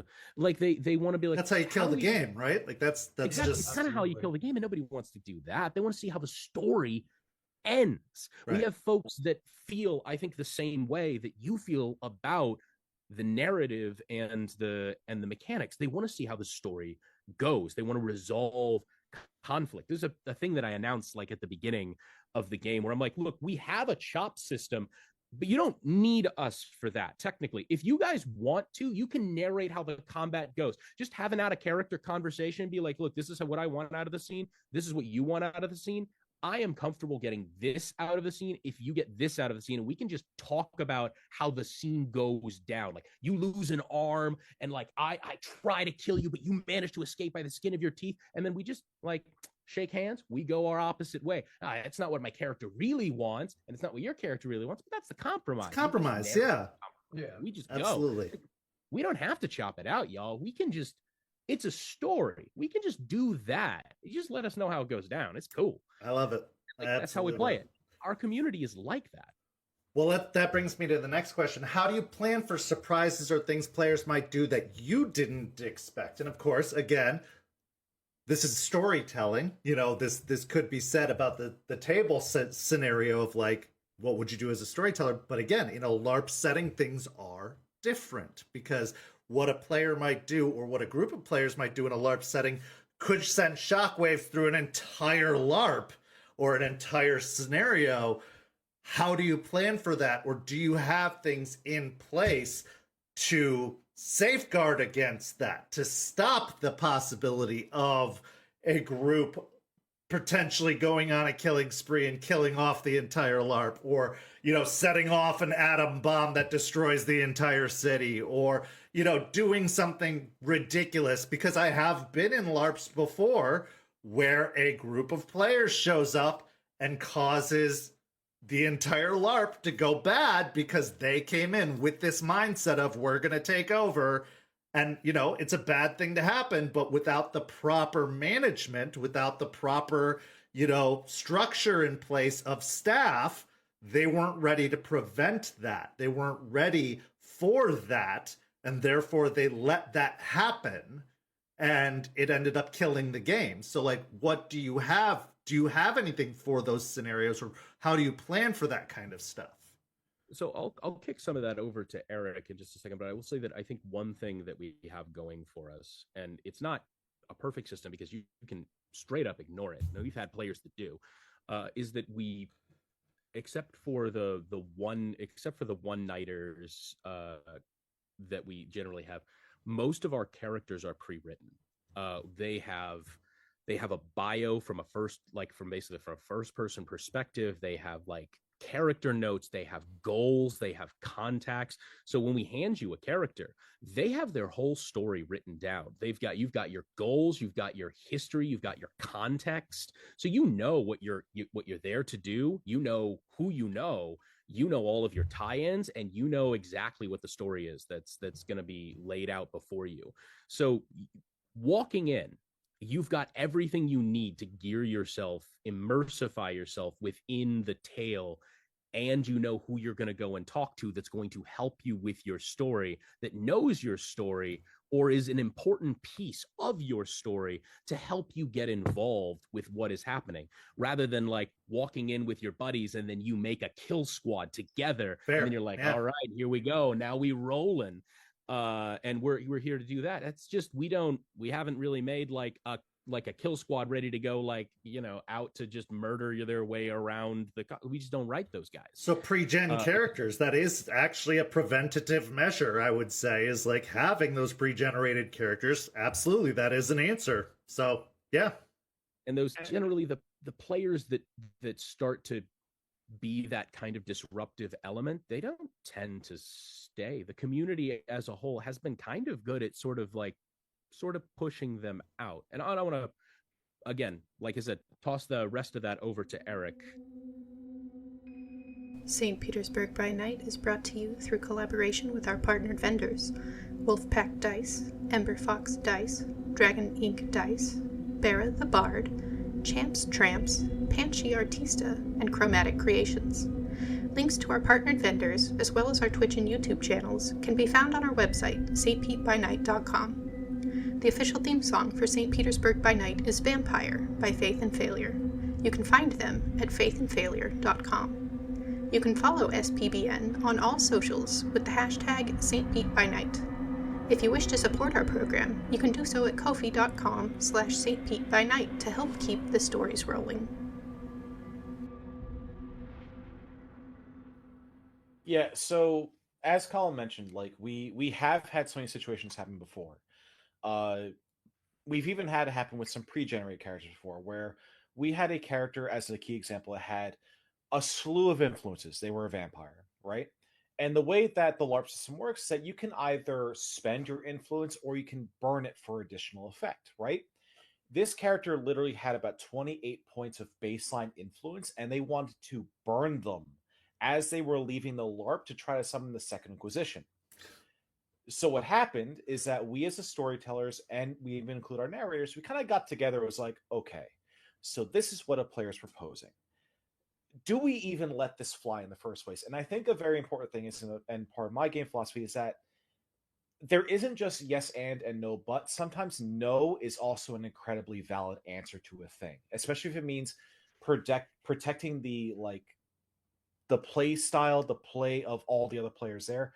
And also importantly, all of our players are also paying, right? We had to make sure we honor it on so many different levels.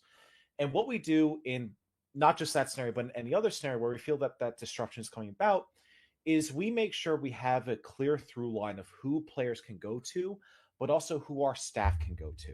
If a player is having a disruption for any number of reasons, they can approach an adjudicator. If if they're not able to feel that they get a resolution from that adjudicator, or they're not able to find one, we make sure there's our narrators available. If our narrators are not available, they're wrapped in scenes, whatever. We also make sure that we as storytellers are always present and available. Before our LARP even begins, we make sure we introduce every single level of our staff. And we also have a front desk admin, usually done by Mal. Last year, we also had Pierce, that are there to take down what happens in scenes at times, or if they feel there's a scenario that has to be escalated to us, they'll make sure they find us on a splat by splat level, but also the larger LARP level. And then if we feel there's any other resolution has to come from that, we do initiate at very rare times, like full LARP pauses that only last about 5-ish minutes. And we've only had to do it a couple of times to make sure we as a staff sort things out and decide what has to be done to either incorporate it or to reject it. And everything we do as a means of this is to make sure our players, the majority of our players, as many as we can have involved, feel they're having a good time, a worthwhile time. And we do everything we can also to make sure that we keep our environment healthy and safe, not just on an in-character's perspective, but also respecting everyone outside of the game as well. This is a little bit of a statistic I'll throw in just for right now, because I don't know where it would fit otherwise. Since the pandemic began, our community organization has mostly been kind of like the straight white guy community, right? Ever since 2021, the vast majority of our community identifies somewhere on the LGBTQIA spectrum. I'm talking about 67% now, where it's kind of an anomaly to have someone who's just like straight. It's kind of hilarious in that way.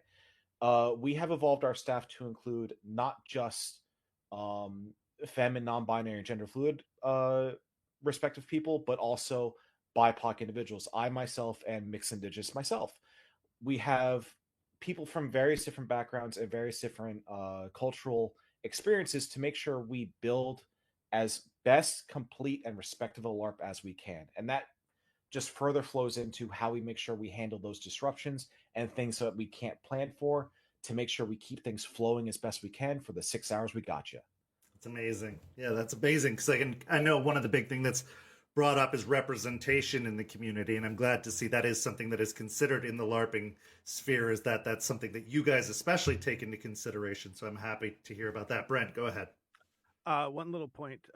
While all the characters, we pointed out that they're pre-gen as, part of the safety tool integration to make sure that the LARP runs properly.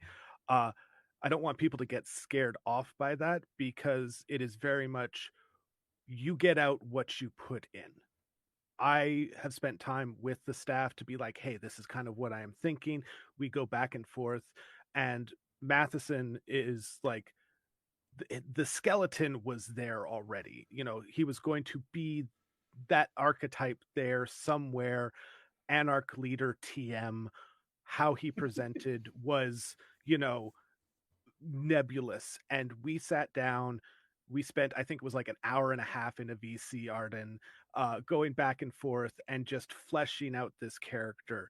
So even though he is a pre-generated character, he is still my character, if that makes sense. Like, you get out what you put in, and they're great people. And if you have the time to be like, hey, I want to try this, I'm gonna join the Discord and like try to make it out even for one night.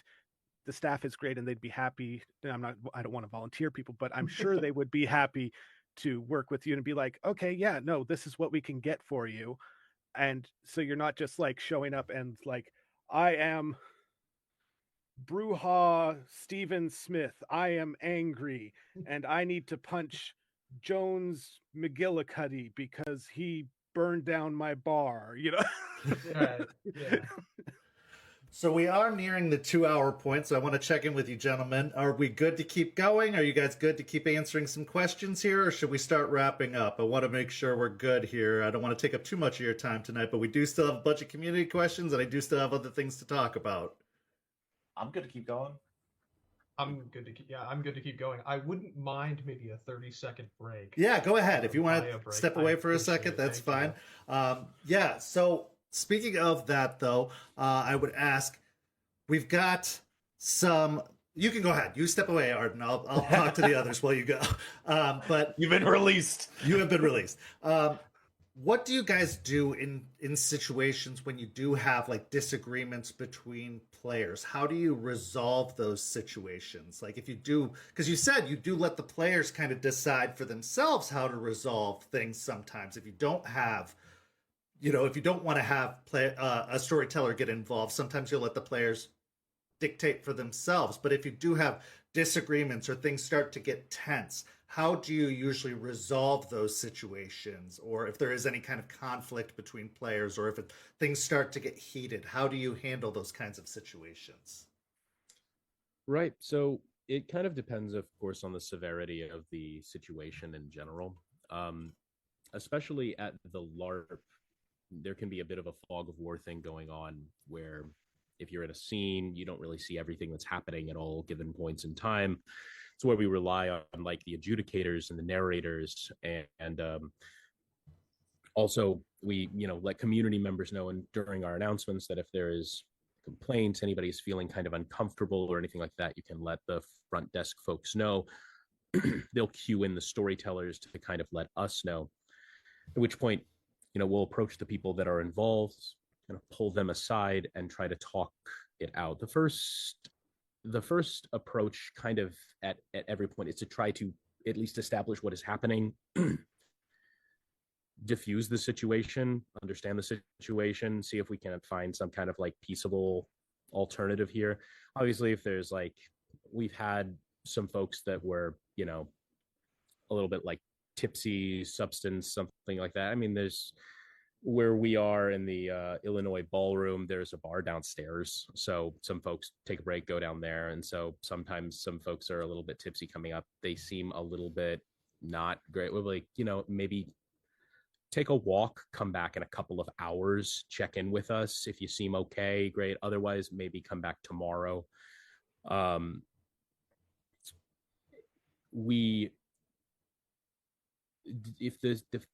what has happened has been especially severe, we have no problem asking someone to walk, to leave. We prioritize the safety of our players, how they're feeling. We want this to be an inclusive space. We've had issues sometimes or before where someone refused to utilize somebody's pronouns and to make somebody feel kind of like welcome there. And we're like, there are a lot of games in GenCon. There are a lot of places that you could go.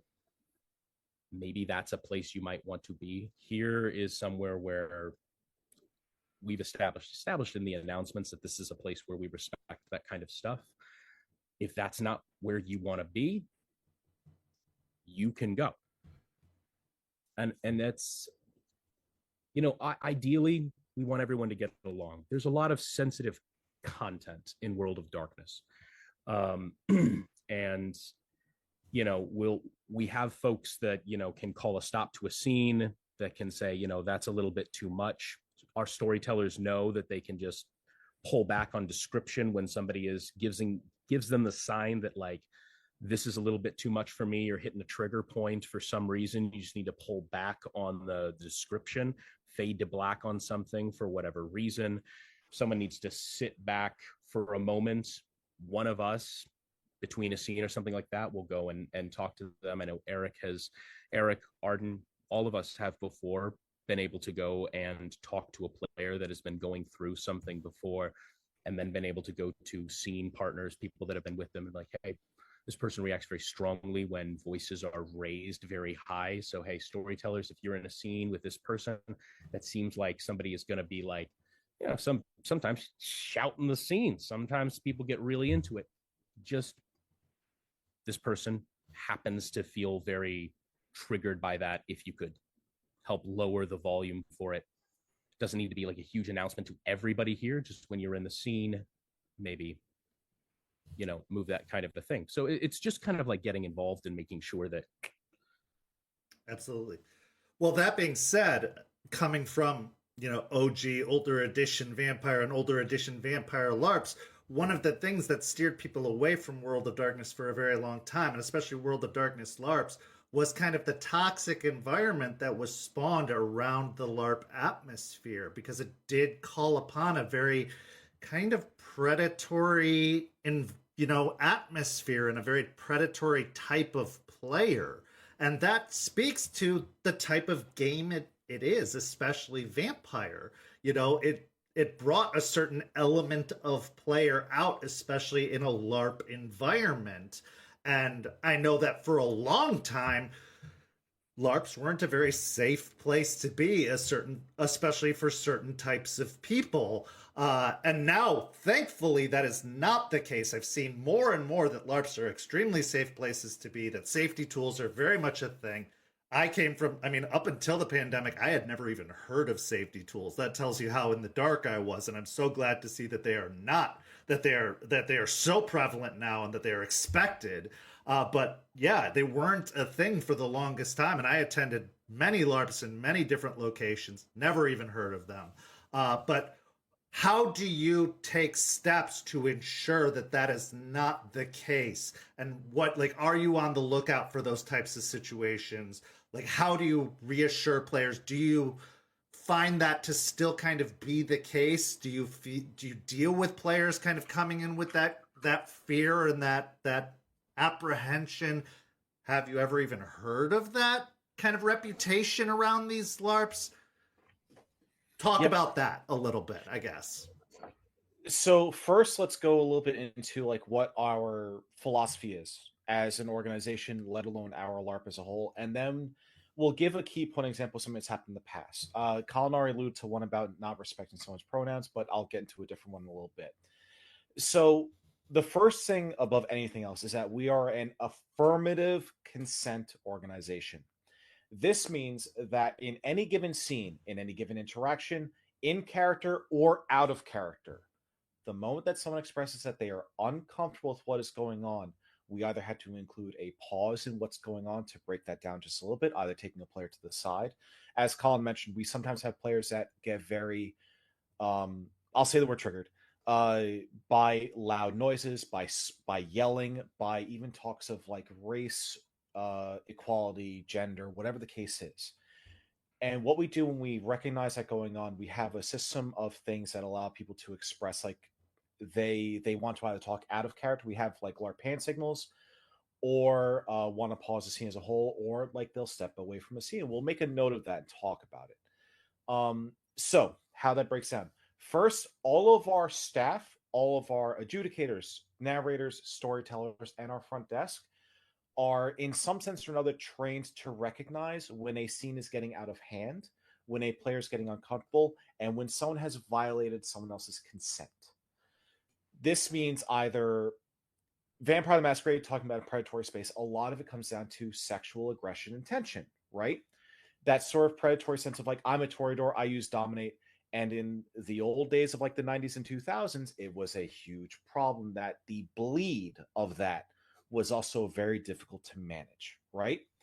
And as part of that, we make sure that in these scenes, if something is about to happen, for instance, I'm about to yell in the scene because it calls for it, I will do a quick pause in the scene, say, hey guys, just as a warning, my voice is going to raise here. If that's an issue for people, you can let me know now and I'll just be a little more descriptive about it. But oftentimes, especially with some of our players, they at least appreciate the fact that we are acknowledging this is the thing that's going to happen, so they are prepared and braced for it, right? In the case of other types of content scenes, we make sure that, especially in a sexual scene or something that may go that direction, we have fade to black opt-outs. In the case of talking about anything regarding race, we will heavily monitor what's happening in that scene to make sure it doesn't cross certain thresholds that we can have that conversation at times, but everyone has to be prepared and everyone has to be consented for that conversation to happen. Otherwise, we either had to resolve it separately, like, these two characters are having it like this, and we'll figure out the narrative for that. Or we had to kind of like, guys, we need to take 5 on this, and like everyone catch a break, get some water, take a quick walk, whatever the case is. In the case of a player who is like really overstepping those bounds, in year 1 of NOLA, so this is 2021, right after the pandemic, or like at the eclipse end of it, right? We had a player who was very forward as a toreador with what they were expressing and like the sleaziness of this toreador. They ran a sort of sex worker ring that was very like predatory in that sense, and there were players that experienced that they were getting uncomfortable with it. And like I said, we make sure that all of our staff are trained in some sense or another to recognize what's happening, but also to field that feedback from players if they feel something is uncomfortable. So players came to us about this being an uncomfortable situation, uncomfortable player. We then, as staff, we took it seriously. We made sure we talked to that player as soon as we could because we got the support after the game had concluded. We made sure we talked to the player before the game the next day began. We had that conversation. We gave them a warning first, but then it kind of repeated again. We had another conversation the next day, but that conversation was, hey, we should probably see different games.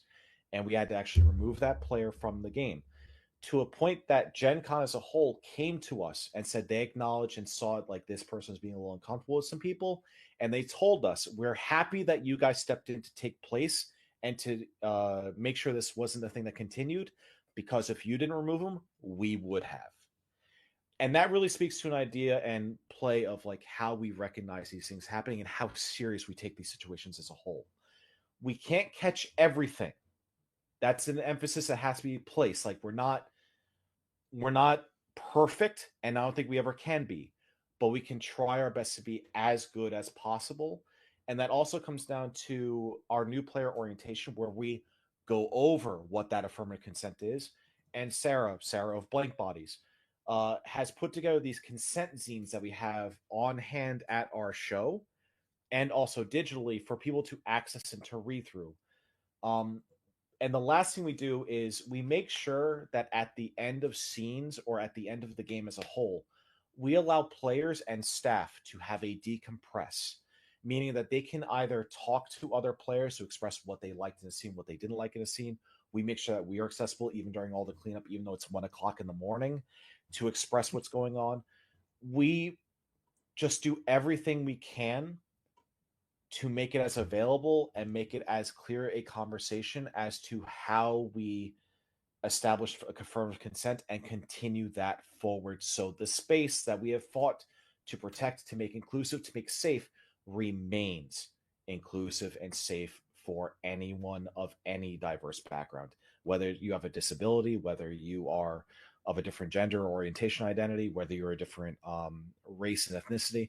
Whatever that case is, we make sure we do everything we can in our consent doctrine to make you feel as included and safe as possible at our game. Absolutely. And I know that at certain other chapters and other orgs in the past, that was not a priority. Absolutely. And I think that it's easy to mistake, in-game motivations for, it's just role-playing or whatever the case may be. But I think that any time that any players feel uncomfortable for any reason, that needs to be stopped. It doesn't matter, whatever the case may be. It's easy to pawn things off as one reason or another, but that's how these situations happen. Like that's how they get masked, and that's how these people have gotten away with it for so long, is that they can just say, oh, well, it was just in character or whatever, the blah, blah, blah. And I'm so glad to see organizations such as yours taking these extra steps, because it made this game get a bad reputation for a very, very long time. And I love this game. Like I've dedicated a lot of my life to this game, and I've created a talk show around this game and a server around this game. And like, obviously I want to see the best things for it, but it did have a very bad reputation for a long time. And I'm glad to see that it's coming back around and have become a positive and safe environment because of the steps that are being taken by organizations such as yours to prevent things like this from happening. But yeah. I just have one more thing to build on top of that too. you'll experience this if you game with me at any of the conventions I'm at representing Gehenna Gaming, or even at City of Glass in the future for our tabletop section. Before our gaming begins, the first thing you do when you sit at that table, we present you a consent sheet that goes over all the various potential content warnings and trigger warnings that occur, and we have a red light, yellow light, and green light system. And we make sure that as your storyteller, as your GM, whatever the case is, that GM goes through each of those sheets and goes, okay, so my story can include this, but not that. For instance, a lot of players, a lot of people in many games don't want there to be any sort of animal cruelty, which is entirely valid.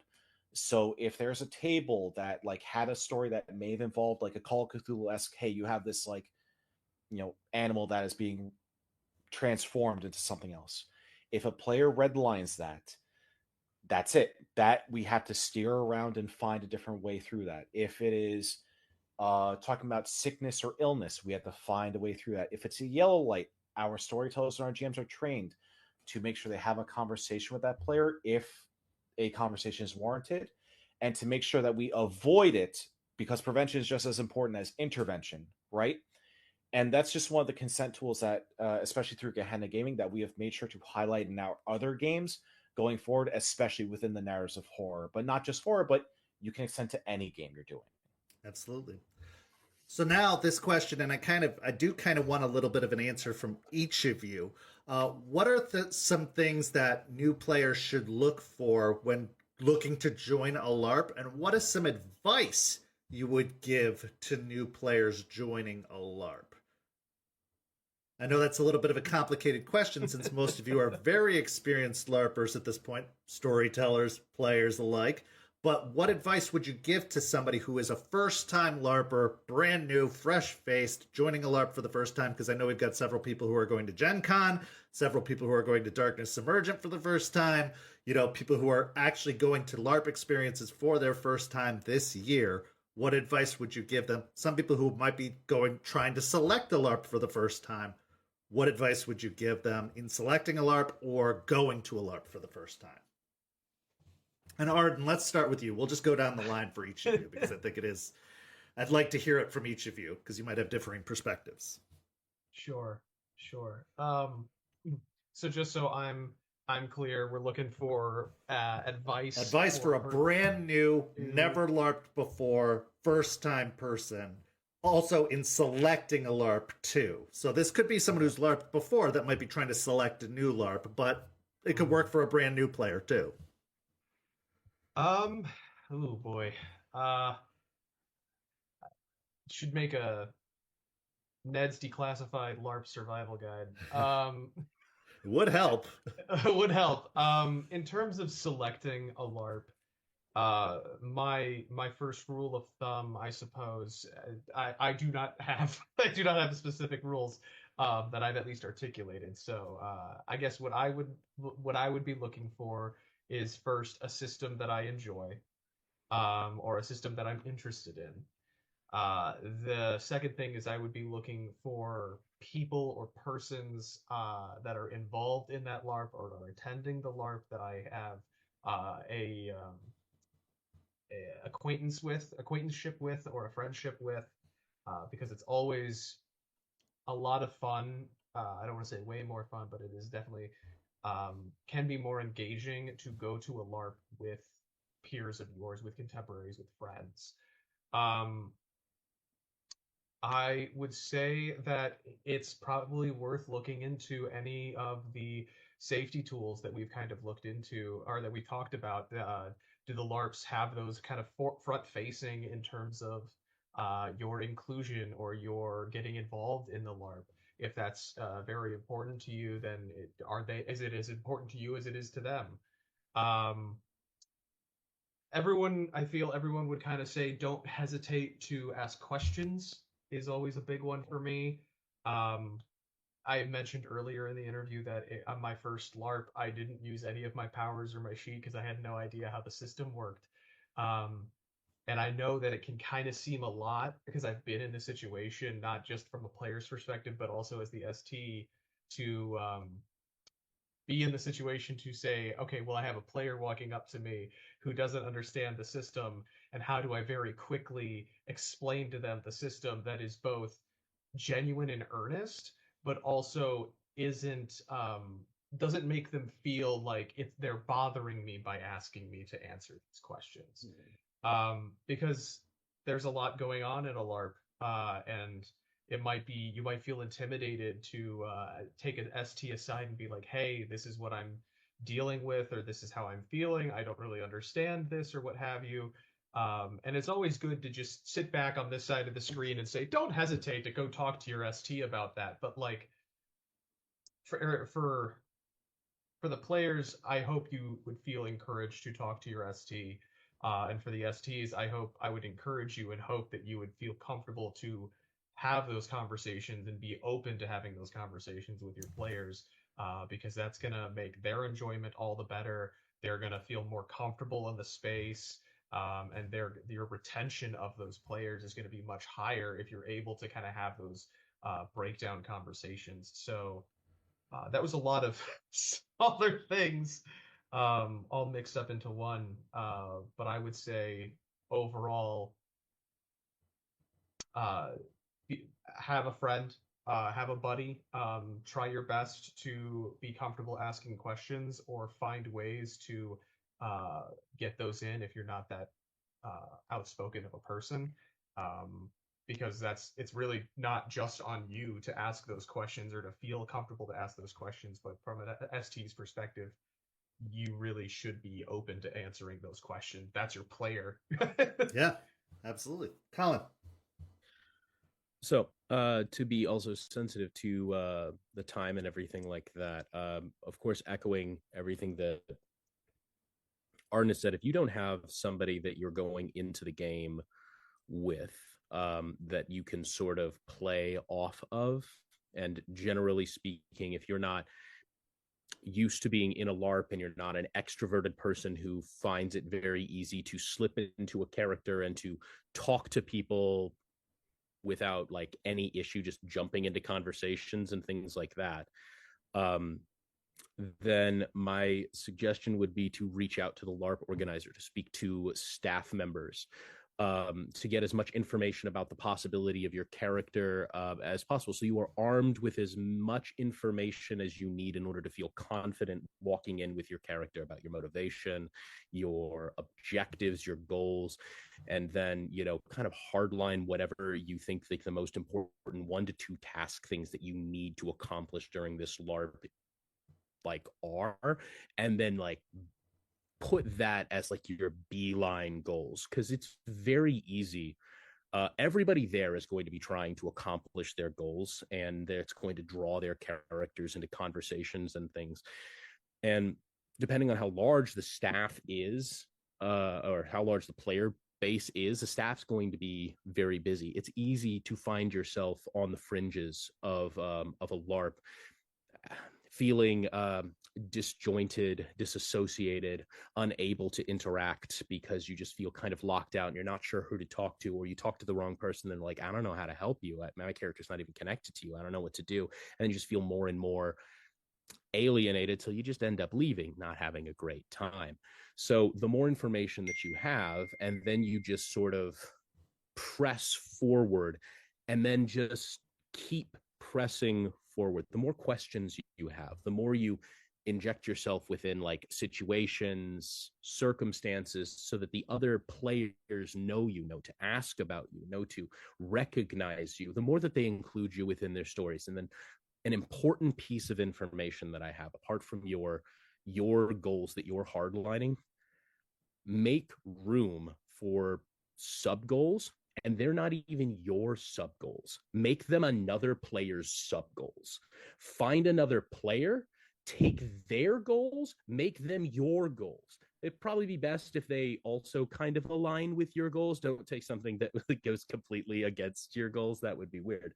But like, find something that at least sort of aligns with your main goals and make them entirely that other player's goals. That is your ally now. Make that player's goals like part of your mantra.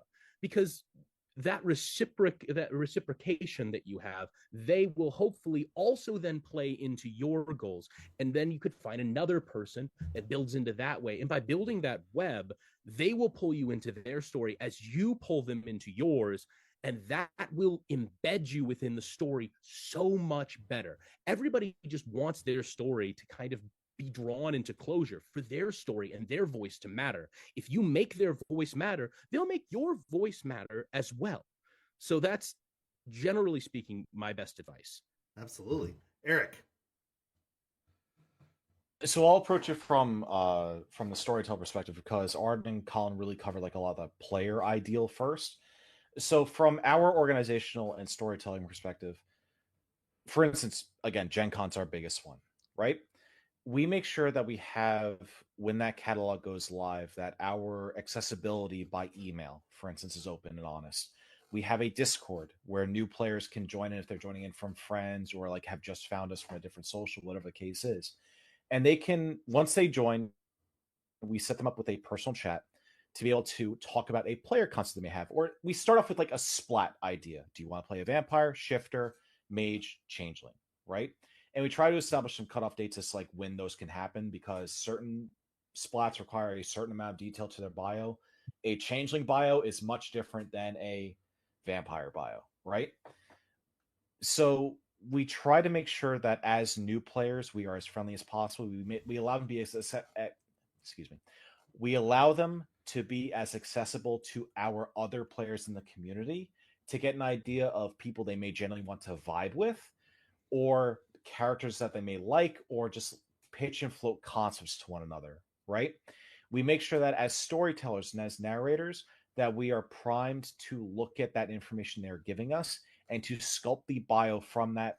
And as Collin mentioned earlier, our bios include also slews of contacts that people can talk to. We include a blurb as to why that contact, you may have heard of them, why they may be important to you, why they may be a nemesis or the best ally you've had as well. We make sure our goals will also pertain to what that is. And what we do in our bios is we actually like bold out what is there to pay attention to, is like, oh, it's this name. Oh, it's this thing you're looking for. To give them those hints and ideas of like where to go with other players, to go, I'm looking for the Book of Nod, right? We bold that out in your bio. You know what you're looking for. You find other players that may be potential contacts, like a bookseller who's like a mage, or someone who's scoured the Deep Umbra like a werewolf. We are not afraid to build that intersplat connectivity, both antagonistically and also like kind of mutually. At the show itself, at our LARP, we also make sure and ask that all of our adjudicators and our narrators look to the wall specifically to pull those wallflowers off the wall to see, oh, can I get a look at your bio? Can we maybe think about a thing you could do? Oh, I got a scene happening here. That's happening in the hallway. Oh, you want to be involved with this thing. Oh, I got this player over here. And like, they will literally just kind of form that introduction for you if you are too shy to get involved.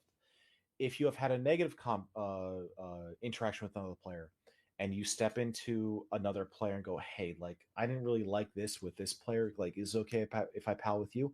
That's totally fine. If they want to go to a narrator or storyteller or adjudicator and go, hey, I had a bit of a negative interaction with this, then we know, okay, like oil and water, okay, maybe not this player with this player. We'll try to figure out where we can pilot those two players.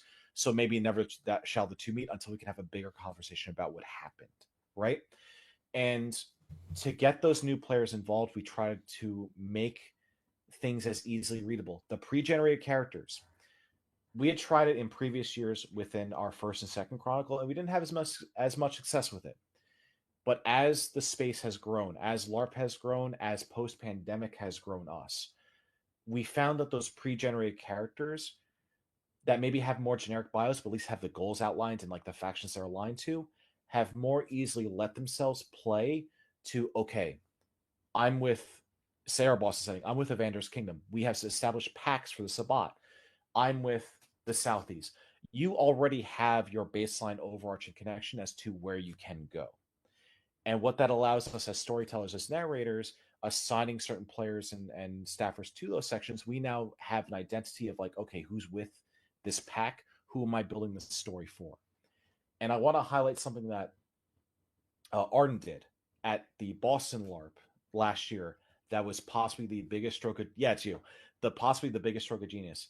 He literally, on our stuffing parties, we call it, where we put all the envelopes together of like your bio, your sheet, your tickets, and everything, made a mission board that was accessible to every player to access a mission that had an objective, what it was for, who it would affect, and their reward for it. And we were able to build these packs that you could, as a pack leader, for instance, establish, okay, I'm going to give this to you guys to do with this. This is the narrator or adjudicator that can go. And we have 4 or 5 people go with that. When you have a LARP that has 50, 60 vampire players, piecing off 5, 6, 7, 8 at a time is a big deal that solves a lot of the problems and gets a lot of people involved and increases that investment. So suddenly, when there are no more missions on the board, now these cities established, people have their conflict lines drawn. And now they have their territories that they can fight over. And now they have their different plots they want to advance personally. Or it at least allows them to play in spaces that get interaction from other like key big players. And now they're not afraid to go to them anymore. So the biggest advice that we can give to new players is simply do not be afraid to get involved. Do not be afraid to ask our experienced players, because they are all incredibly friendly, as to help with an ability, with a plot, and whatever the case that is. And I realized that was a lot of word salad. So I'm going to pitch it off to actually the most important person for that question conversation, which is Brent. Brent, go. Way to throw the spotlight on me. Okay. Selecting a LARP, I feel like all of the points I would hit already have, but to surmise them again, if you know somebody already playing there, having that connection, especially if you have the social anxiety, that makes a world of difference. System that you are familiar with or want to learn about, that's super important. And safety tools, those are the big things. The 3 that would be at the top of my list. As a new person to LARP, the things I would say to people is, first and foremost, as a new player, or if you're engaging, don't be afraid to fail. You are not the protagonist. There is something really to be said for having your character go up and taking a big swing at somebody that they think they can take, and then it discovers like, oh no, they're way more powerful than everybody realized. And that's like a curtain pull, or like, it's a character develop moment. You now have an adversary. It's like a way to engage, and then like other people can be like, oh man, that guy just fucked up that guy. Well, he was going after my adversary, so maybe I should team up with him. Or not everything has to be a success to be interesting. And like after the LARPs, when everyone's decompressing, when everybody's chilling, some of the best stories are when people fail and we all sit around and laugh about it. It's just fun and interesting to be like, yeah man, I took that big swing and fell right on my ass, but it was fucking hilarious. So I'm going to actually throw in my hat in the ring here too, for a few things that weren't mentioned, as I attended Darkness Emergent, and a few things that weren't mentioned. One, comfortable shoes is a huge thing I recommend to everyone who attends a LARP. Yes, your outfit might be amazing and beautiful, and you might want to wear stilettos, you might want to wear fancy dress shoes. It sounds a lot better on paper than the reality of this situation is. You are probably going to be standing for long periods of time. Seating might be at a minimum. You never know. You never know the situation. That brings it up to the next point. Dress in layers. You don't know what scenario you're walking into. The room might be too cold. It is more than likely going to be too hot, because there are going to be lots and lots of bodies packed into a far too small room. And they are all going to be breathing on you. So it is going to be very, very hot in the room. You are going to be stripping off your nice cloak that you brought, and your overcoat, and your double-breasted suit, and your whatever over time, unless you want to be sweating bullets. So definitely bring in layers. Wear deodorant, please. For the love of God, wear deodorant. And take a shower before you go to the event. And, please consider other people as far as your overall hygiene is concerned. Definitely knowing people is a good thing. Doing your research before you go is a good thing. If it's your first time going to an event and it is a create a character thing, I would always say create a simple character first. Don't create some complicated, over the top character, especially if you don't know the setting. Go to your first event, learn the setting, and then go to your second event with knowledge of the setting and create a more complicated character with knowledge of the setting that you can ingratiate into the setting.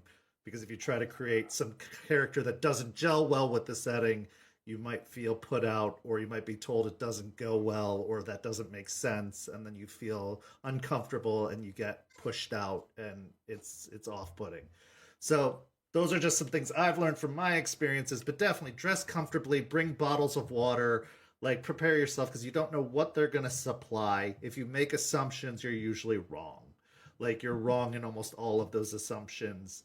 You don't know if there's going to be a water fountain nearby. You don't know what the bathroom situation's going to be.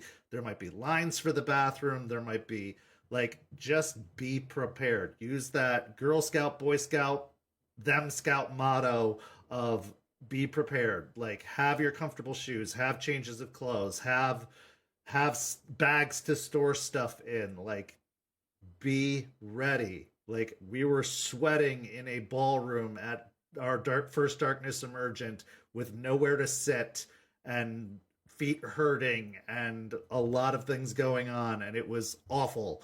It was a wonderful event, but it was just, if you weren't prepared, it was awful.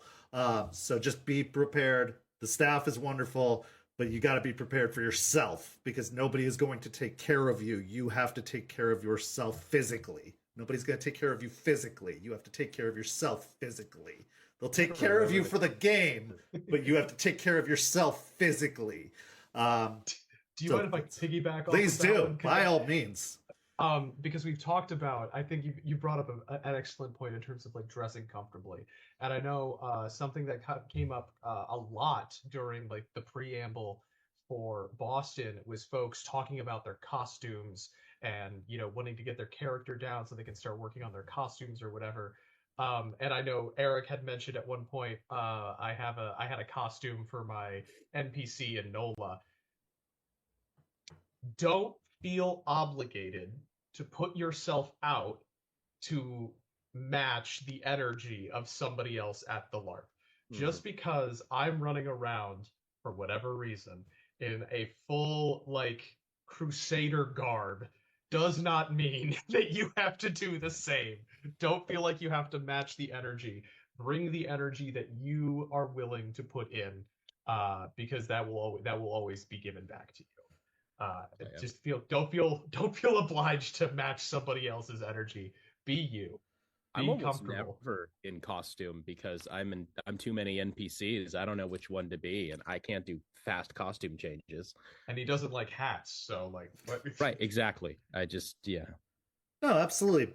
But also to Brent's point, you get out of it what you put into it too. So if you want to dress up, like dress up. People will comment on your clothes and you'll get attention. That's a good way to get people to talk to you is if you do put in a good costume, that's great, but it's not required. People will also talk to you if you don't. So don't feel obligated. It's just what level of enjoyment you want is up to you. There's no wrong answer. It's up to you. But if you're going to a game with a pre-gen character, ask the staff if you can get the character in advance. If you want to get a costume for that character, see if you can get their backstory and dress to the character, because that might bring an extra pizzazz to the game. If you want to do that, if you want to get some extra conversation out of it or something, those are all things that you can do to kind of spice up the experience. But yes, please dress comfortably. My God, like I got blisters on my feet from the event. It was a huge mistake. Just comfortably. Oh my God. But yes, moving on to the next question. How do you track character actions, consequences, and secrets during the event? Because again, we're talking like 30, 40, 60, 100 people. And sure, maybe for a one-day character, that's not as much of a deal. But for a 3-day character or people who are returning for all 3 years, that does become something to consider. How do you guys go about doing that?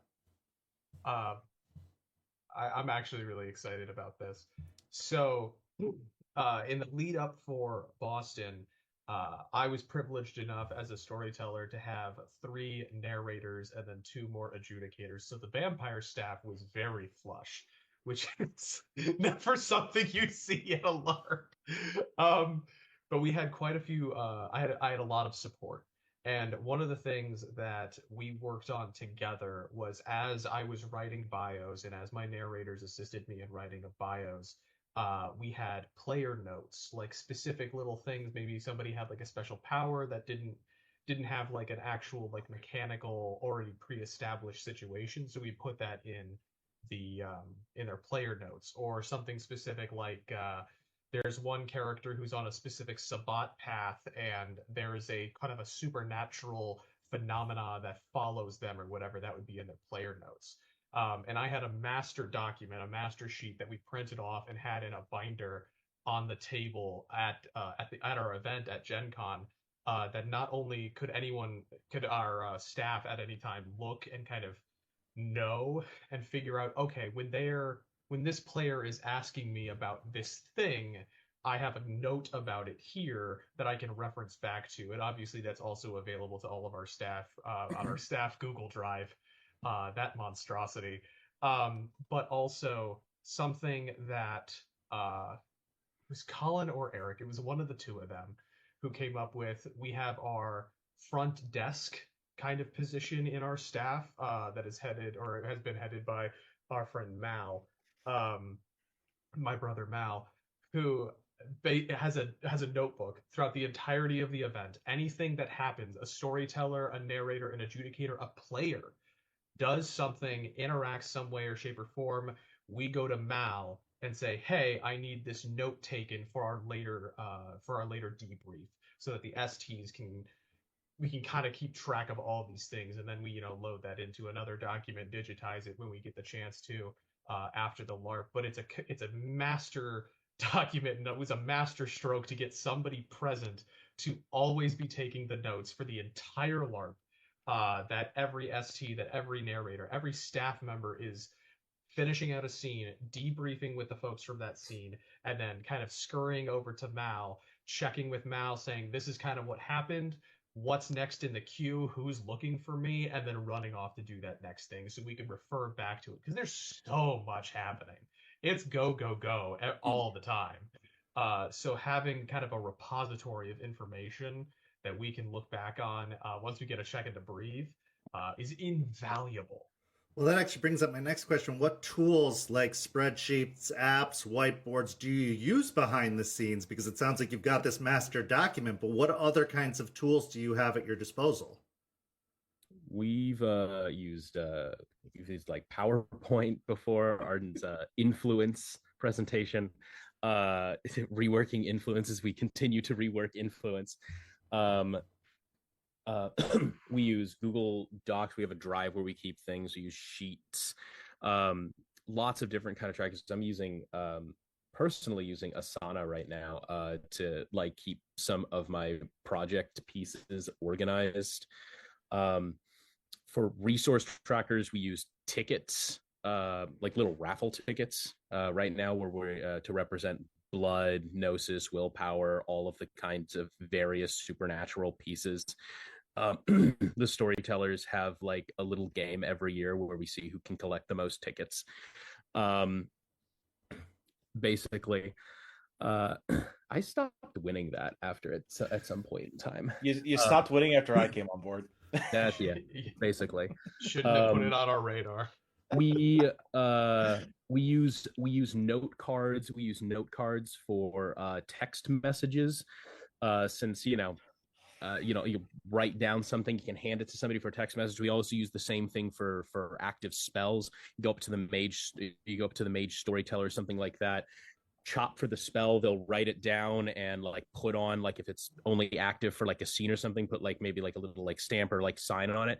They'll go in, show it to the scene person before the scene starts. Hey, it starts like, hey, I've got this spell active, so you know what's going on for that. And afterwards, if the spell's like done, they'll cross it out so they can go and have to chop forward again. That way, you know what's active on the mages that are coming in for things like that, so we can keep these things kind of tracked from like place to place to place as they kind of go. Same thing for changelings and stuff like that, for extended spells, things, vampires that have like stuff active that people don't know. Because we've got, not all the staff members have complete competency in every single rule set. We usually want every staff member to have at least a somewhat competency in at least 2 sets of rules.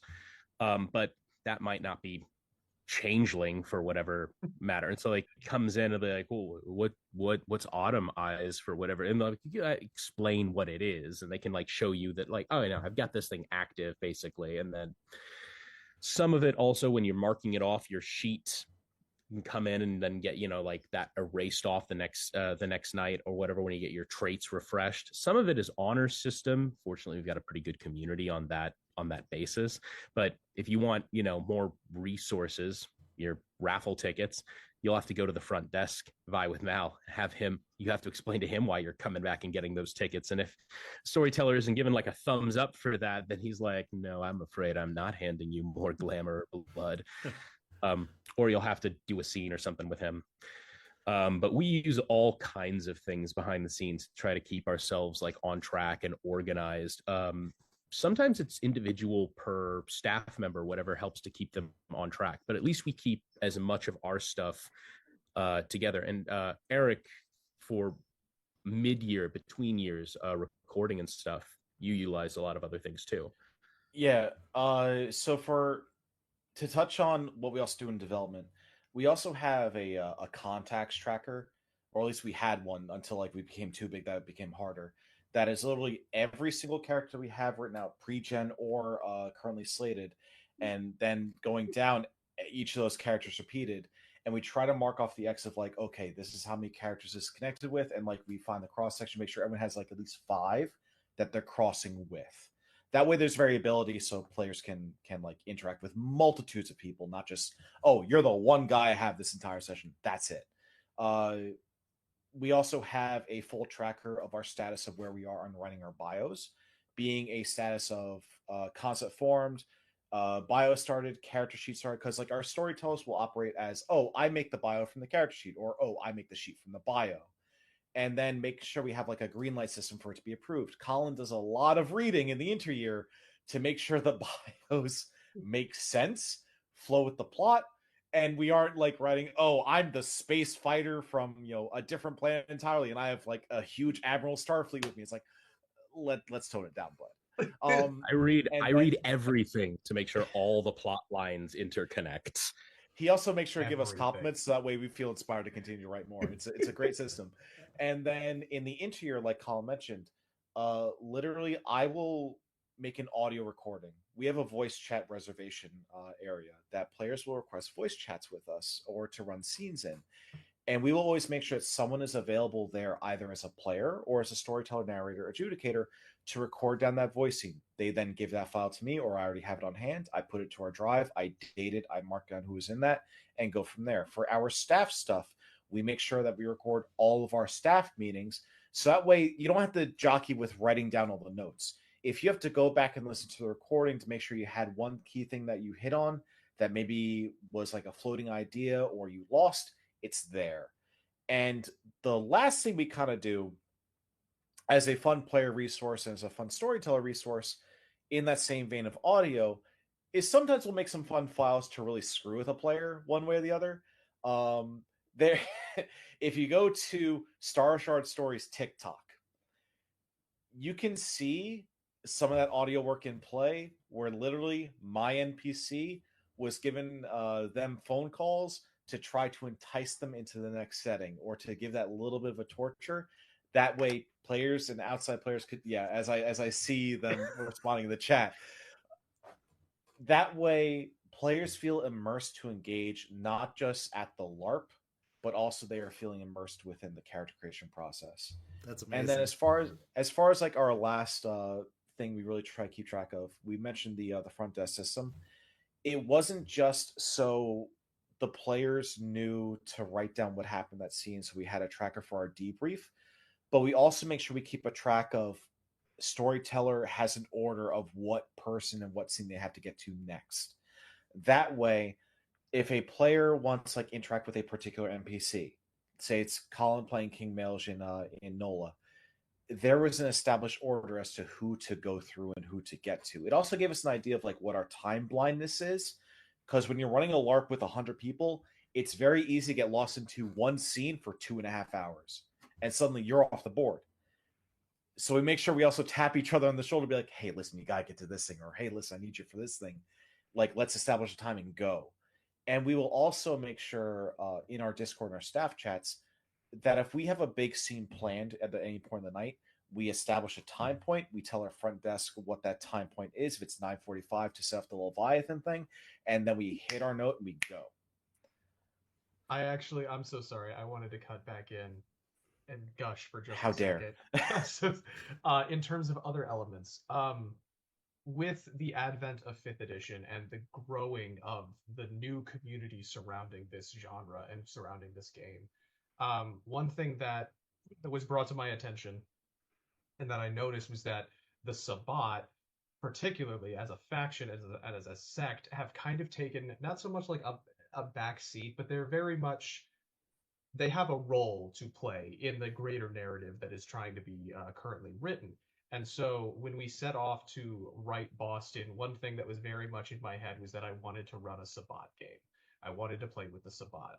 They're very interesting to me, and I think it's rife with really interesting storytelling.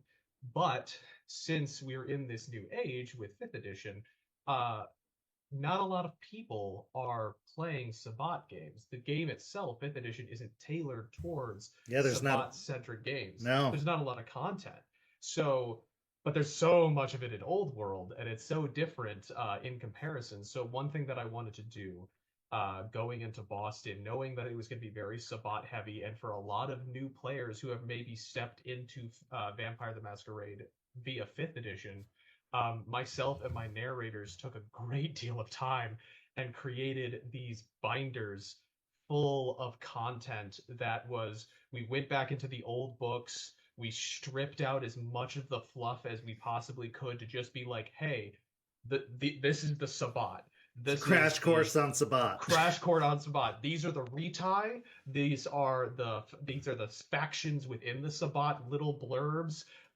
These are the NPCs that you're going to be dealing with primarily. One of the things that I really enjoyed was because there's such a huge dynamic for the Sabbat with the pack, with their group, their small little groups that they make up, was coming up with the pack sheets. So every time when we created the packs for Boston, I was like, okay, here's the pack of vampires. I write all of those vampires. And then when I hand out all of those vampires at game, I also hand them a pack sheet where they can record all of the information, all of the nitty-gritty specific things that makes their pack feel unique and individual. And it's completely however they want to create it. It's, do they have pack influences that they share amongst the pack? Where's their haven? What's their heraldry? What's their code signs? All of these different things to really let the players dig their teeth into really that creation aspect of it, and also take a load off of me. Oh my god, if I was there creating 16 different packs, that would have been so much. But we have all of that information, and if anyone wants any of that information, I don't know where I would post it, but we have all of that just set and ready to go, just bite-size informations that you can just take for running, particularly Sabbat, because that's what we're doing at the moment. So my next question, and I want to kind of wrap things up here because I've already kept you gentlemen way longer than I intended to. Speaking of timing and how easy it is to get lost in conversations, how many staff members does it typically take to run one of your GenCon games? Because I've heard of narrators, I've heard of front desk people, I'm hearing about people taking tickets at the door and stamping and all these things, and I'm like, you have to have 30 people running your game. Who's playing at this point? You've got so many volunteers and all these people.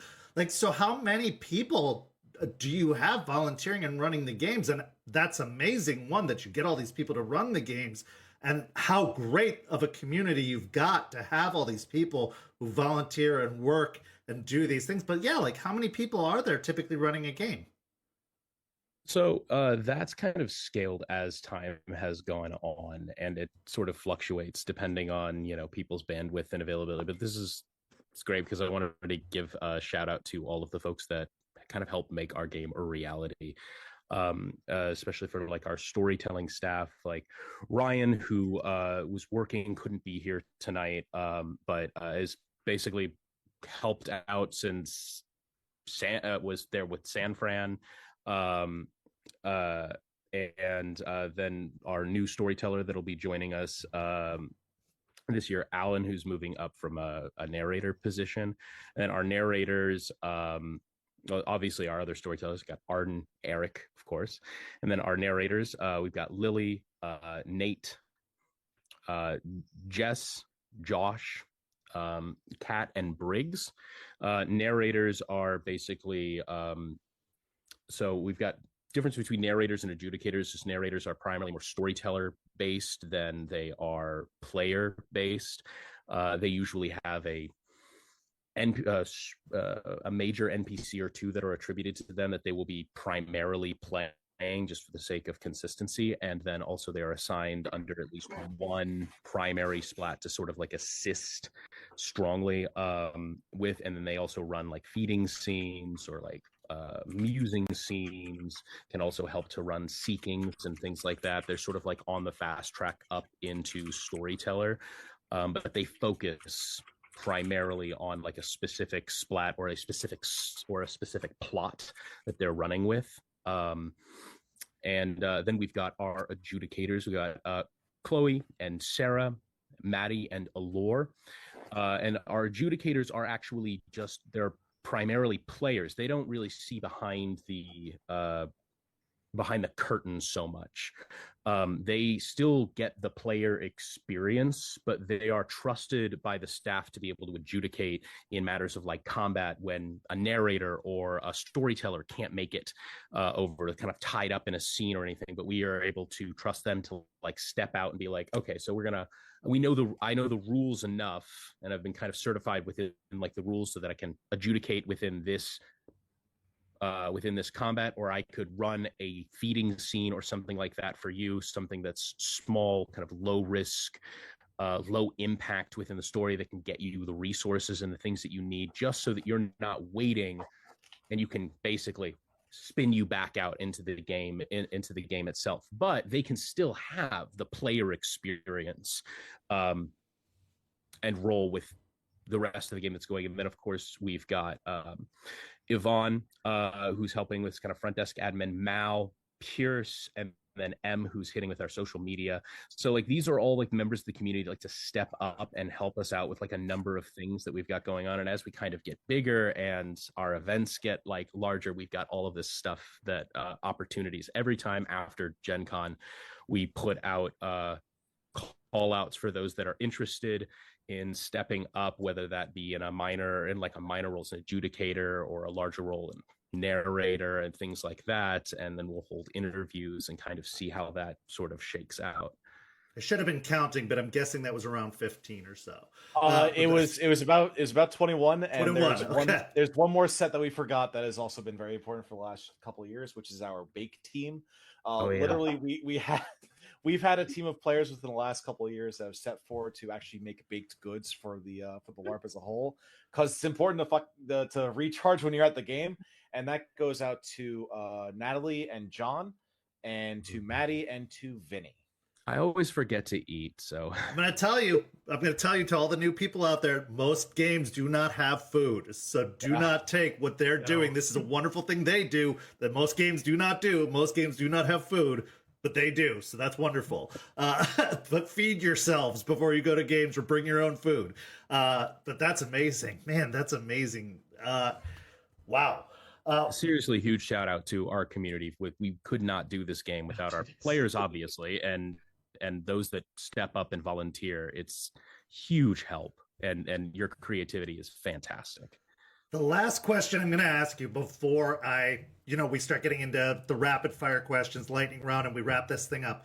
If someone wanted to start a LARP, what would you advise them to do to get started? So they've been playing for a while. They want to kind of start building their own situation? Maybe locally, they want to start a local game in their, city or their neighborhood, or something like that. What would they need to get started as people who've been doing this for a long, long time?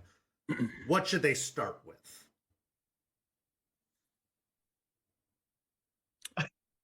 Ground floor. Okay. Well, I mean, from my perspective, I think that primarily what you would need is a sense of scope, right? You need your bare minimum. Where are you going to have it? What's your story? What's your story going to be? And then, like, what's the scope for the story? Is this a bi-weekly game? Is this a monthly game? Is this a bi-monthly game? What kind of system are you using? And then how big is it going to be? You need a group of staff that you can trust, unless you're running it on your own. I don't know what the scale is on the game that you're doing, but once you can kind of nail the structural details, then your focus is simply outreach. Do you have a gaming group that you can outreach through? Do you have another LARP community that you can gather other players from, that you trust, that you like their style, that you think the community is healthy enough to gather other people from? And then really from there, it's just putting it together and then basically sticking it. Proof of concept, I usually kind of go like rule of thumb. If you can make 3 to 4 sessions happen without missing it, without it falling apart, then usually you've got enough of a concept that it's going to that it's going to build. 3 to 4, if you can have it, that's enough momentum for it to start moving. And that's the good benchmark, that if we've got it going and that it's consistent enough to have the 3 to 4 to start building up lore, to start building up consistency, people have put it in their schedules, people know to expect it, then we've got it going on. Then you just have to worry about how you pace your story and how you keep people interested and how you keep your staff motivated for the entirety. I would say start small, to piggyback off of that. We talked about in crafting the story, kind of starting with the macros and then working micro. That's for story. For the LARP itself, for starting to build that community, I would say start small. You've probably heard that we have in excess of 100 or so folks at our LARPs. Don't start there. Don't start with a 100-person LARP. It's a lot of work, and I would hate for someone who has the passion, who has the drive and the energy to like look at this and be like, oh, I want to do that, and then try to hit that 100-person LARP mark for their first time of running a LARP and then get burnt out. Start small. Start with that small, tight group, and then start to build from there. As long as you have that foundation, you can continue to build and you can continue to bounce back, even if a plane doesn't land the way you want it to. Yeah, I can definitely relate to that. When I launched this server, I thought I was going to have 30 people. I had 90 people show up to the first event, and I was the only storyteller. So yeah, I totally understand. It was a thing. So yeah, I remember. Make no assumptions, I would say. Don't assume you're going to have a bunch of people show up, because then you're going to have nobody show up. Or don't assume nobody's going to show up, because then you're going to have a bunch of people show up. So always always just assume nothing. Assume nothing. I guess it comes down to what I would say, which is more of the admin side, which is do your marketing research. That is, Collin alluded to it a little bit, which is like talk to or be involved within your local gaming communities, be involved within that local convention scene.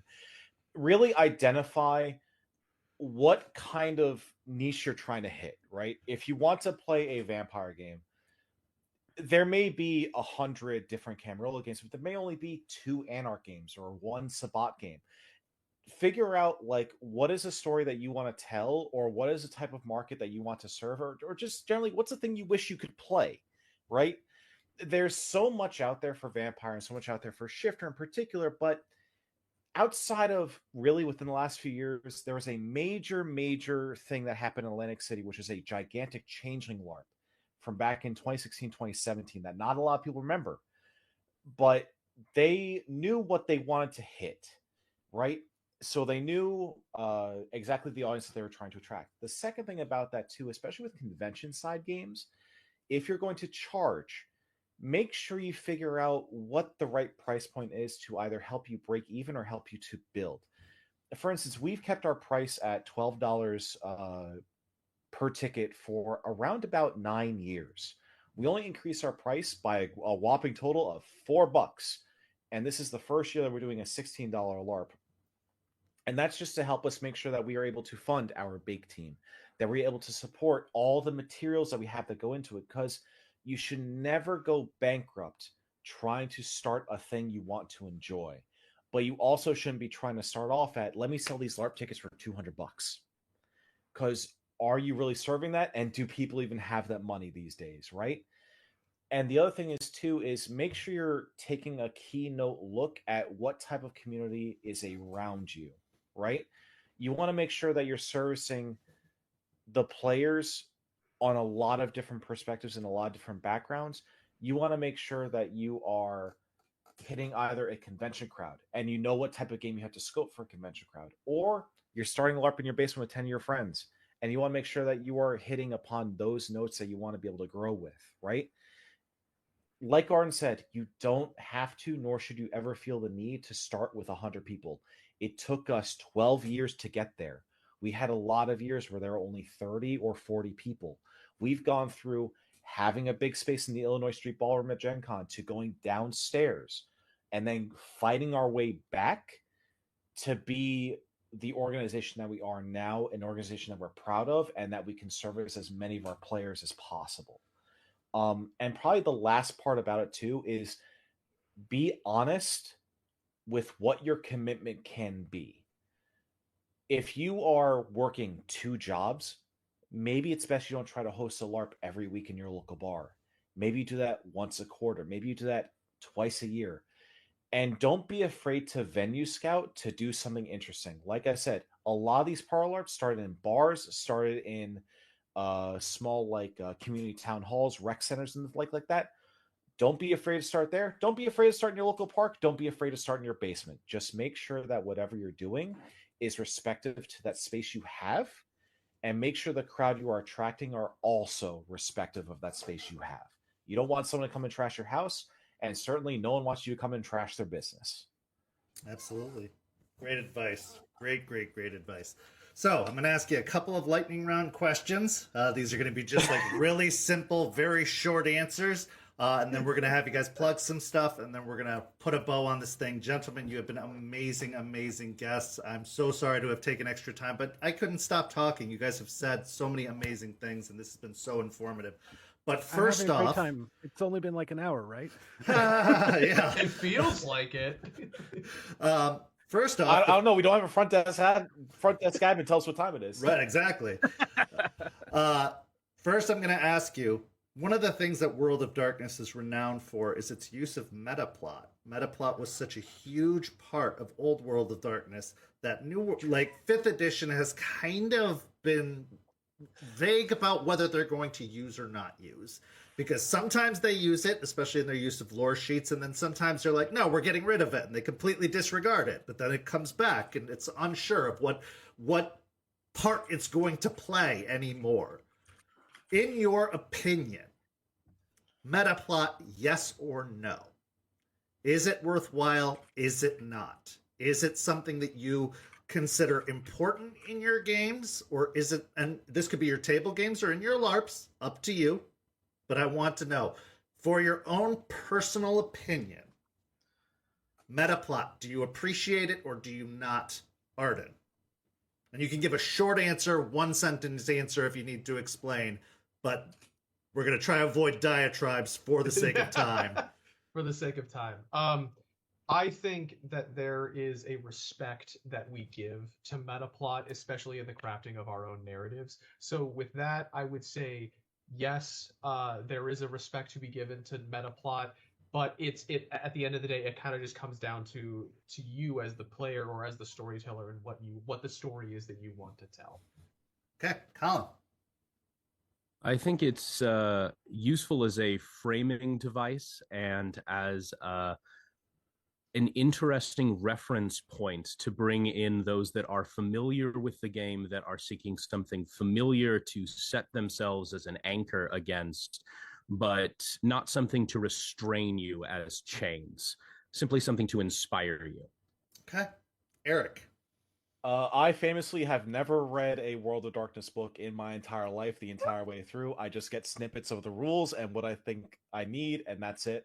The meta plot certainly has a space depending upon where you want to go, but do not be afraid to throw your own shit on the wall and make something happen. And Brent. Absolutely meta plot, love it.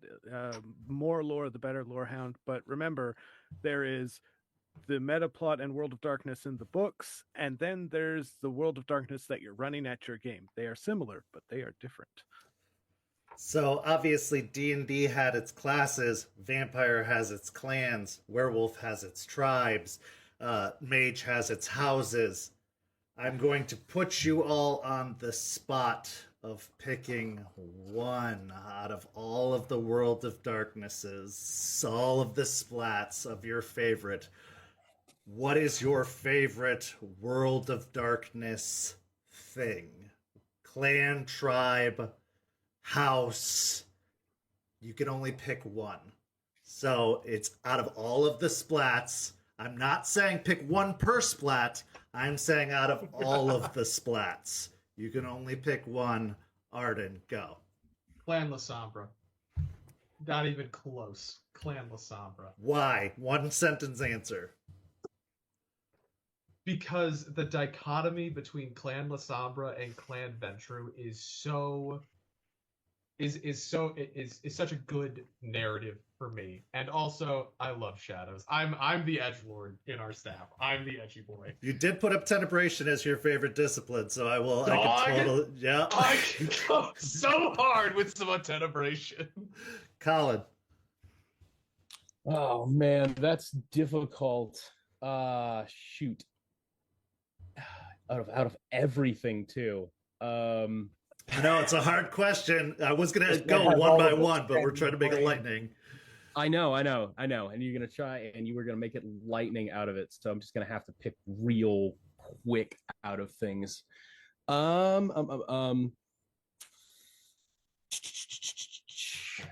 gonna count you down, Collin, in a second. Yeah, thanks, buddy. I'm gonna go. I think I'm gonna go ahead and say the Hermetics. Okay. They are really fun to cast as villains, and I think that their magic has a lot of both flexible variability and also familiarity within various occultisms and mythologies that pivots in a way that I really like. Okay. Erik. It is the Ghost Council from W5 specifically that we have moved over to the old world because we'd rather not use slurs for our new for our setting. A big reason for that is James F. Sembrano made a wonderful essay. They were one of the writers for W5 that dissected the elder brother and younger brother tribes, and I really enjoyed looking at that from a perspective of culture, being indigenous myself. Even though I'm separated from my tribe, which is the Pueblo Apache. And what I love about it is they are the Umbral jailers, and I feel that there are not near enough stories told within the scope of the Umbral Wardens and Umbral jails, and how interesting that can be because you always bring it back to the Skinlands and you don't spend enough time there. That's amazing. Brent. Well, as a descendant of Cassandra, I'm going to have to say Malkavian. And the reason why is because, lean in here real quick. I fucking love saying I told you so. Okay.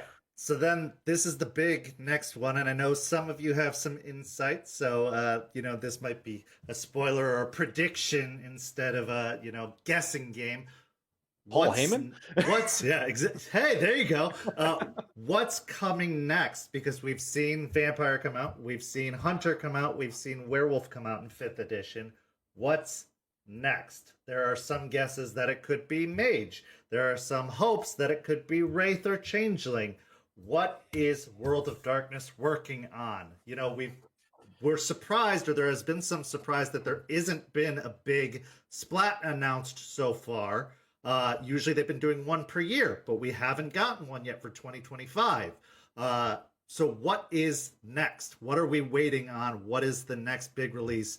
I want to hear your guesses, Arden. I want to say Changeling just because I am a huge fan of Changeling. I think that would be such a treat to see how they approach that with 5th edition, and integrating that. It would also be such a it's such a juxtaposition in terms of the vibes between vampire, hunter, and werewolf. I would love to see Changeling be brought into the modern zeitgeist. That'd be sick. Collin. I wish it was Changeling, but my guess is it's going to be Mage, and the only reason that it's taking a while is because it's going to be kind of hard to deal with Mage. I agree. Erik. I'm not allowed to answer. You're not allowed to answer. Fair enough. That's fair. I know. Yeah, we talked a little bit about it beforehand, and you were the one that I know had some insight into it, so I will not pressure you on that. Brent. My heart says Mage, but my mind says that Mage is going to be last because they're the most powerful. And the brain says that I think it's going to be Changeling because that seems market-wise the share of if we're going to line them up logically, that would be the next one if they want it to be successful, because we're probably never going to see Mummy. Promethean would be really cool, but we're probably not going to see that for a decade. So logically, I think it's got to be Changeling next. Now, with the push for Changeling, and Changeling has always been kind of, in my mind, a cult classic. It wasn't the same level of, obviously, a vampire or a mage or a werewolf. Those were the 3 pillars of World of Darkness. I know that there has been, I never really got into Changeling, but I'm based off of the love for it, I'm kind of getting interested. The Lost or the Dreaming? I've heard a lot of love for the Lost. And I've seen that V5 or 5th edition has been starting to incorporate some of the new World of Darkness stuff, whether it's mechanics or otherwise, into what they've been doing with 5th edition. So is it possible that they could just do away with the old lore and decide to take in the Lost instead? Or are they just going to go with the Dreaming, which is also fine? Which would you prefer, Arden? Changeling the Lost was my first non-tabletop game, my first non-LARP game that I ran with Collin as my ST. And I have such a love for Changeling the Lost. Changeling the Dreaming has a cool vibe. It's interesting, but there's something very intimate. And I think actually it makes a lot of sense for them to kind of move in the direction of Changeling the Lost, because that seems, I don't know, VTM5, V5, W5, and Hunter 5 seems very street level. Seems very intimate, talking about like the personal stories of Justin Achille, when we had him on the show, he actually said that was the intention, was to make it more about the personal story versus the world story. So yeah. So then I would give it to Changeling the Lost, just because it's so integral to the Lost. Personally. Collin. I think in terms of the comparison between Dreaming and the Lost, I think it's easier to capture some of the themes of horror that you find so readily accessible within Vampire 5th edition, probably. In Lost, I think you, at first glance, might have to dig a little bit to get into Dreaming. I think that's why it didn't catch on quite as much, because you have to dig a little bit to find some of the really horrifying elements that are embedded within Dreaming itself, because just on the surface, it doesn't seem to project quite as much of that, but it's definitely there. It's just Lost, I think, might viscerally have a little bit more of that on the surface. So pivoting towards that would maybe align it a little bit more with that same kind of grungy, dark feeling. Erik. I think I would prefer to see the Lost because, like what was mentioned, a lot of that personal horror aesthetic, bringing it back down to a street level. While there are complaints in the fifth ed systems about like there being no lore, which is also false to say, I'm just gonna I agree. flat out say that It is false. Yeah. like that. it's there. Just like be honest with yourself. That's just simply not something you want to look at because you're looking at your old stuff, right? But I want to say Changeling the Lost in part because that horror narrative that you're able to seek out a lot of your personal stories with, and just the idea of there being this like otherworldly entity that you are either subservient to because you've broken away from it. And I love chase stories. I love them. Awesome. And Brent. Admittedly, I've only ever had a chance to like read some of the stuff from Changeling, so I'm not exactly tapped in, but I am going to, say the Lost. But I'm hopeful from what I've read that they're going to kind of chop up bits of the Dreaming to bring it in, because I think there's a lot of stuff that if twisted or seasoned right can easily slot into the theme of the 5th edition system, and it makes sense to me that hybridizing the two would sell quite well. Nice. So before we get into the plugs themselves for each of you individually, I want to talk about this charity event that you guys are sponsoring that you had made special mention of. The Power Word Resist Charity Variety Show, and you've got the poster there on screen right now, is being sponsored by City of Glass Games as well as many, many other sponsors. I'd like you guys to talk about this for a minute just so that we can promote it to everybody who's viewing right now as well as anybody who's watching on demand. This is happening around GenCon, if I understand correctly, based off of the date there, July 30th, out in Indiana. So talk about this. What's the deal with this? What's going on here? And let's promote this.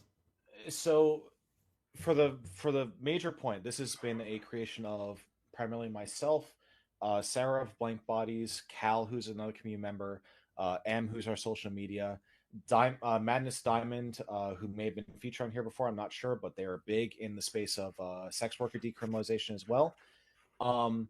We want to put together something that, in the trying times that we currently exist in, that was doing some real good. Last year we did a charity event benefiting World Central Kitchen that was much smaller. Now we've had a full year to really build it out. So the details.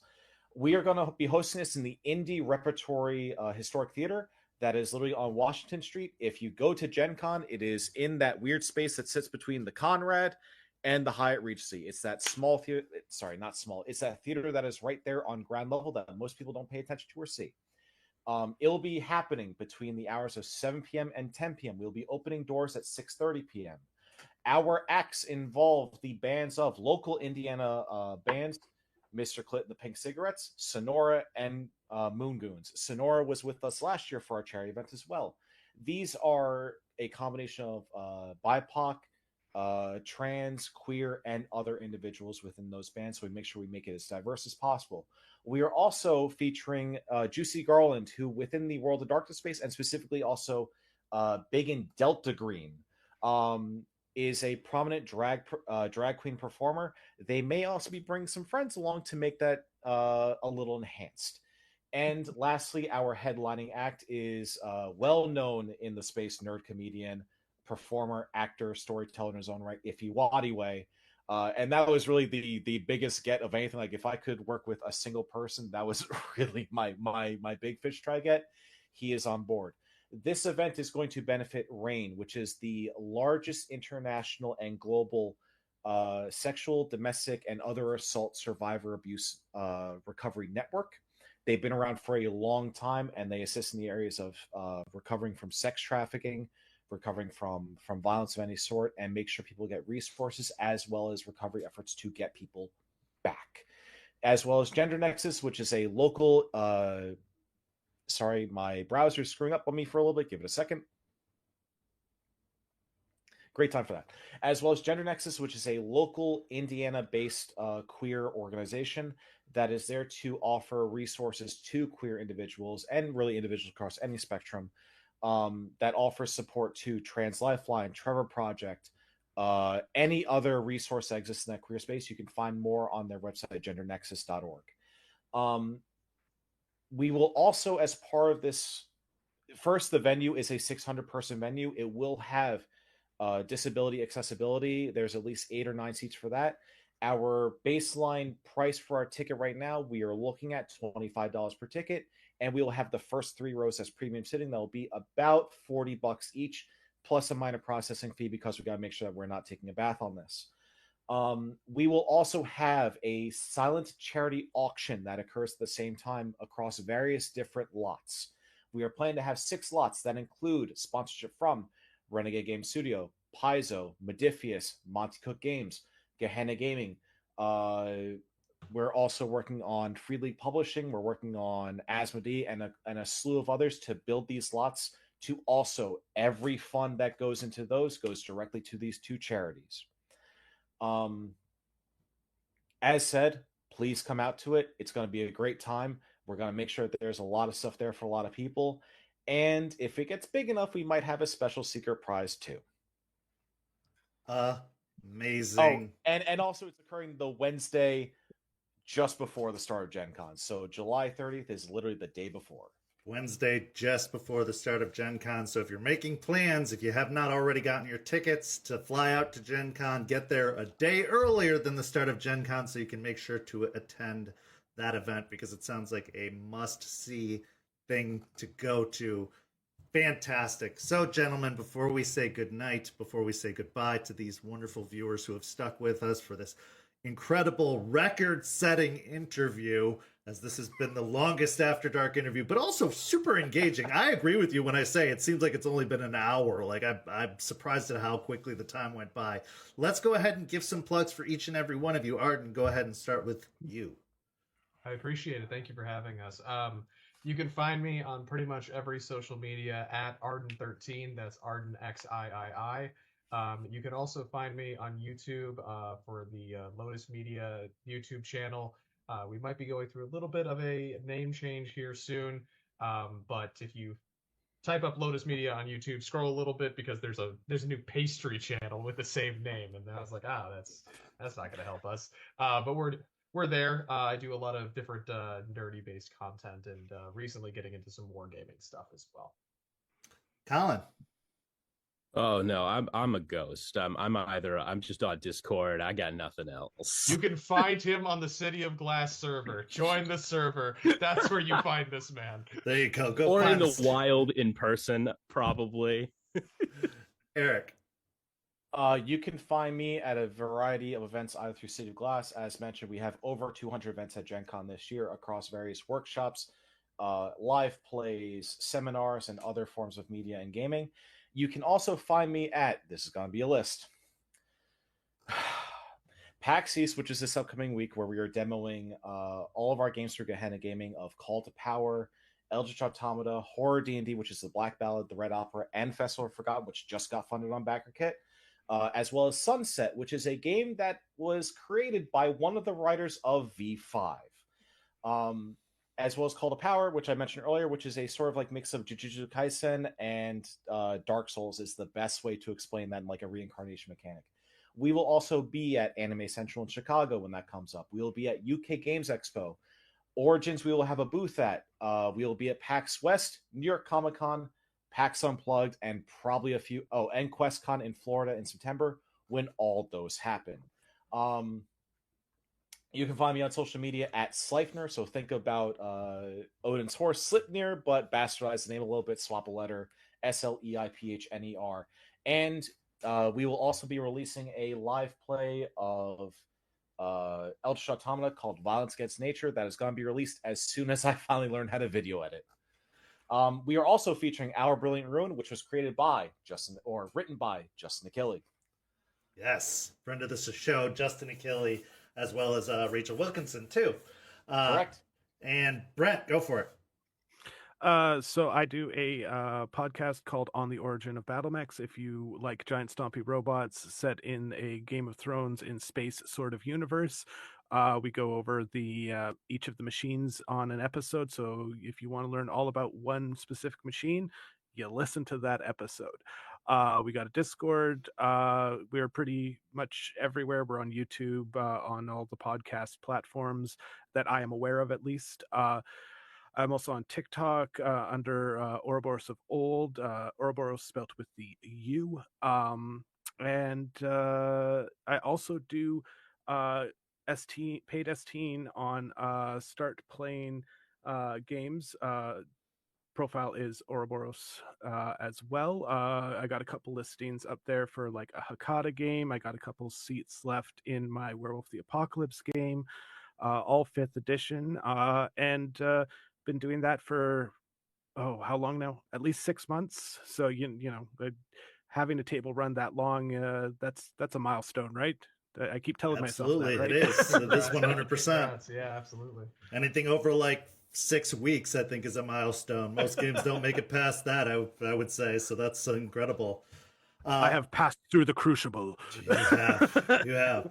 Of course, go follow City of Glass Games on Blue Sky, and you can find them on Facebook, I believe was the other place you guys said you were. And yeah, gentlemen, thank you so much for being here. Go follow St. Pete by Night also on all those social medias you see up above, and in the description down below. And you can join our community on Discord by following that Discord link. We would love to have you. But for these incredible guests, I'm Kent. Thank you so much for watching. Stay tuned on our channel, but because we have Rage Across Tampa coming up this Tuesday, and then we have Hellhounds on Friday over on YouTube. So go check those shows out. But thank you so much for watching. We'll see you next time. Have a lovely evening, everyone. Thank you so much.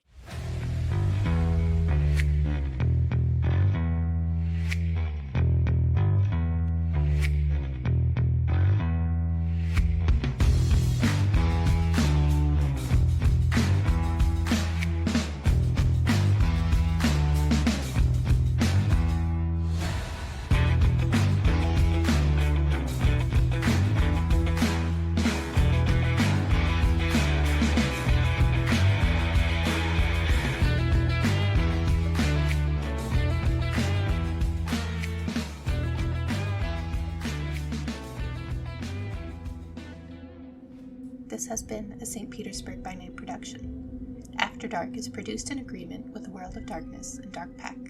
The host for After Dark is Kent. Visit our website at stpetebynight.com for more information about all of our productions and how you can become part of our community. Thank you for listening. Until next time, fangs, stakes, and claws out.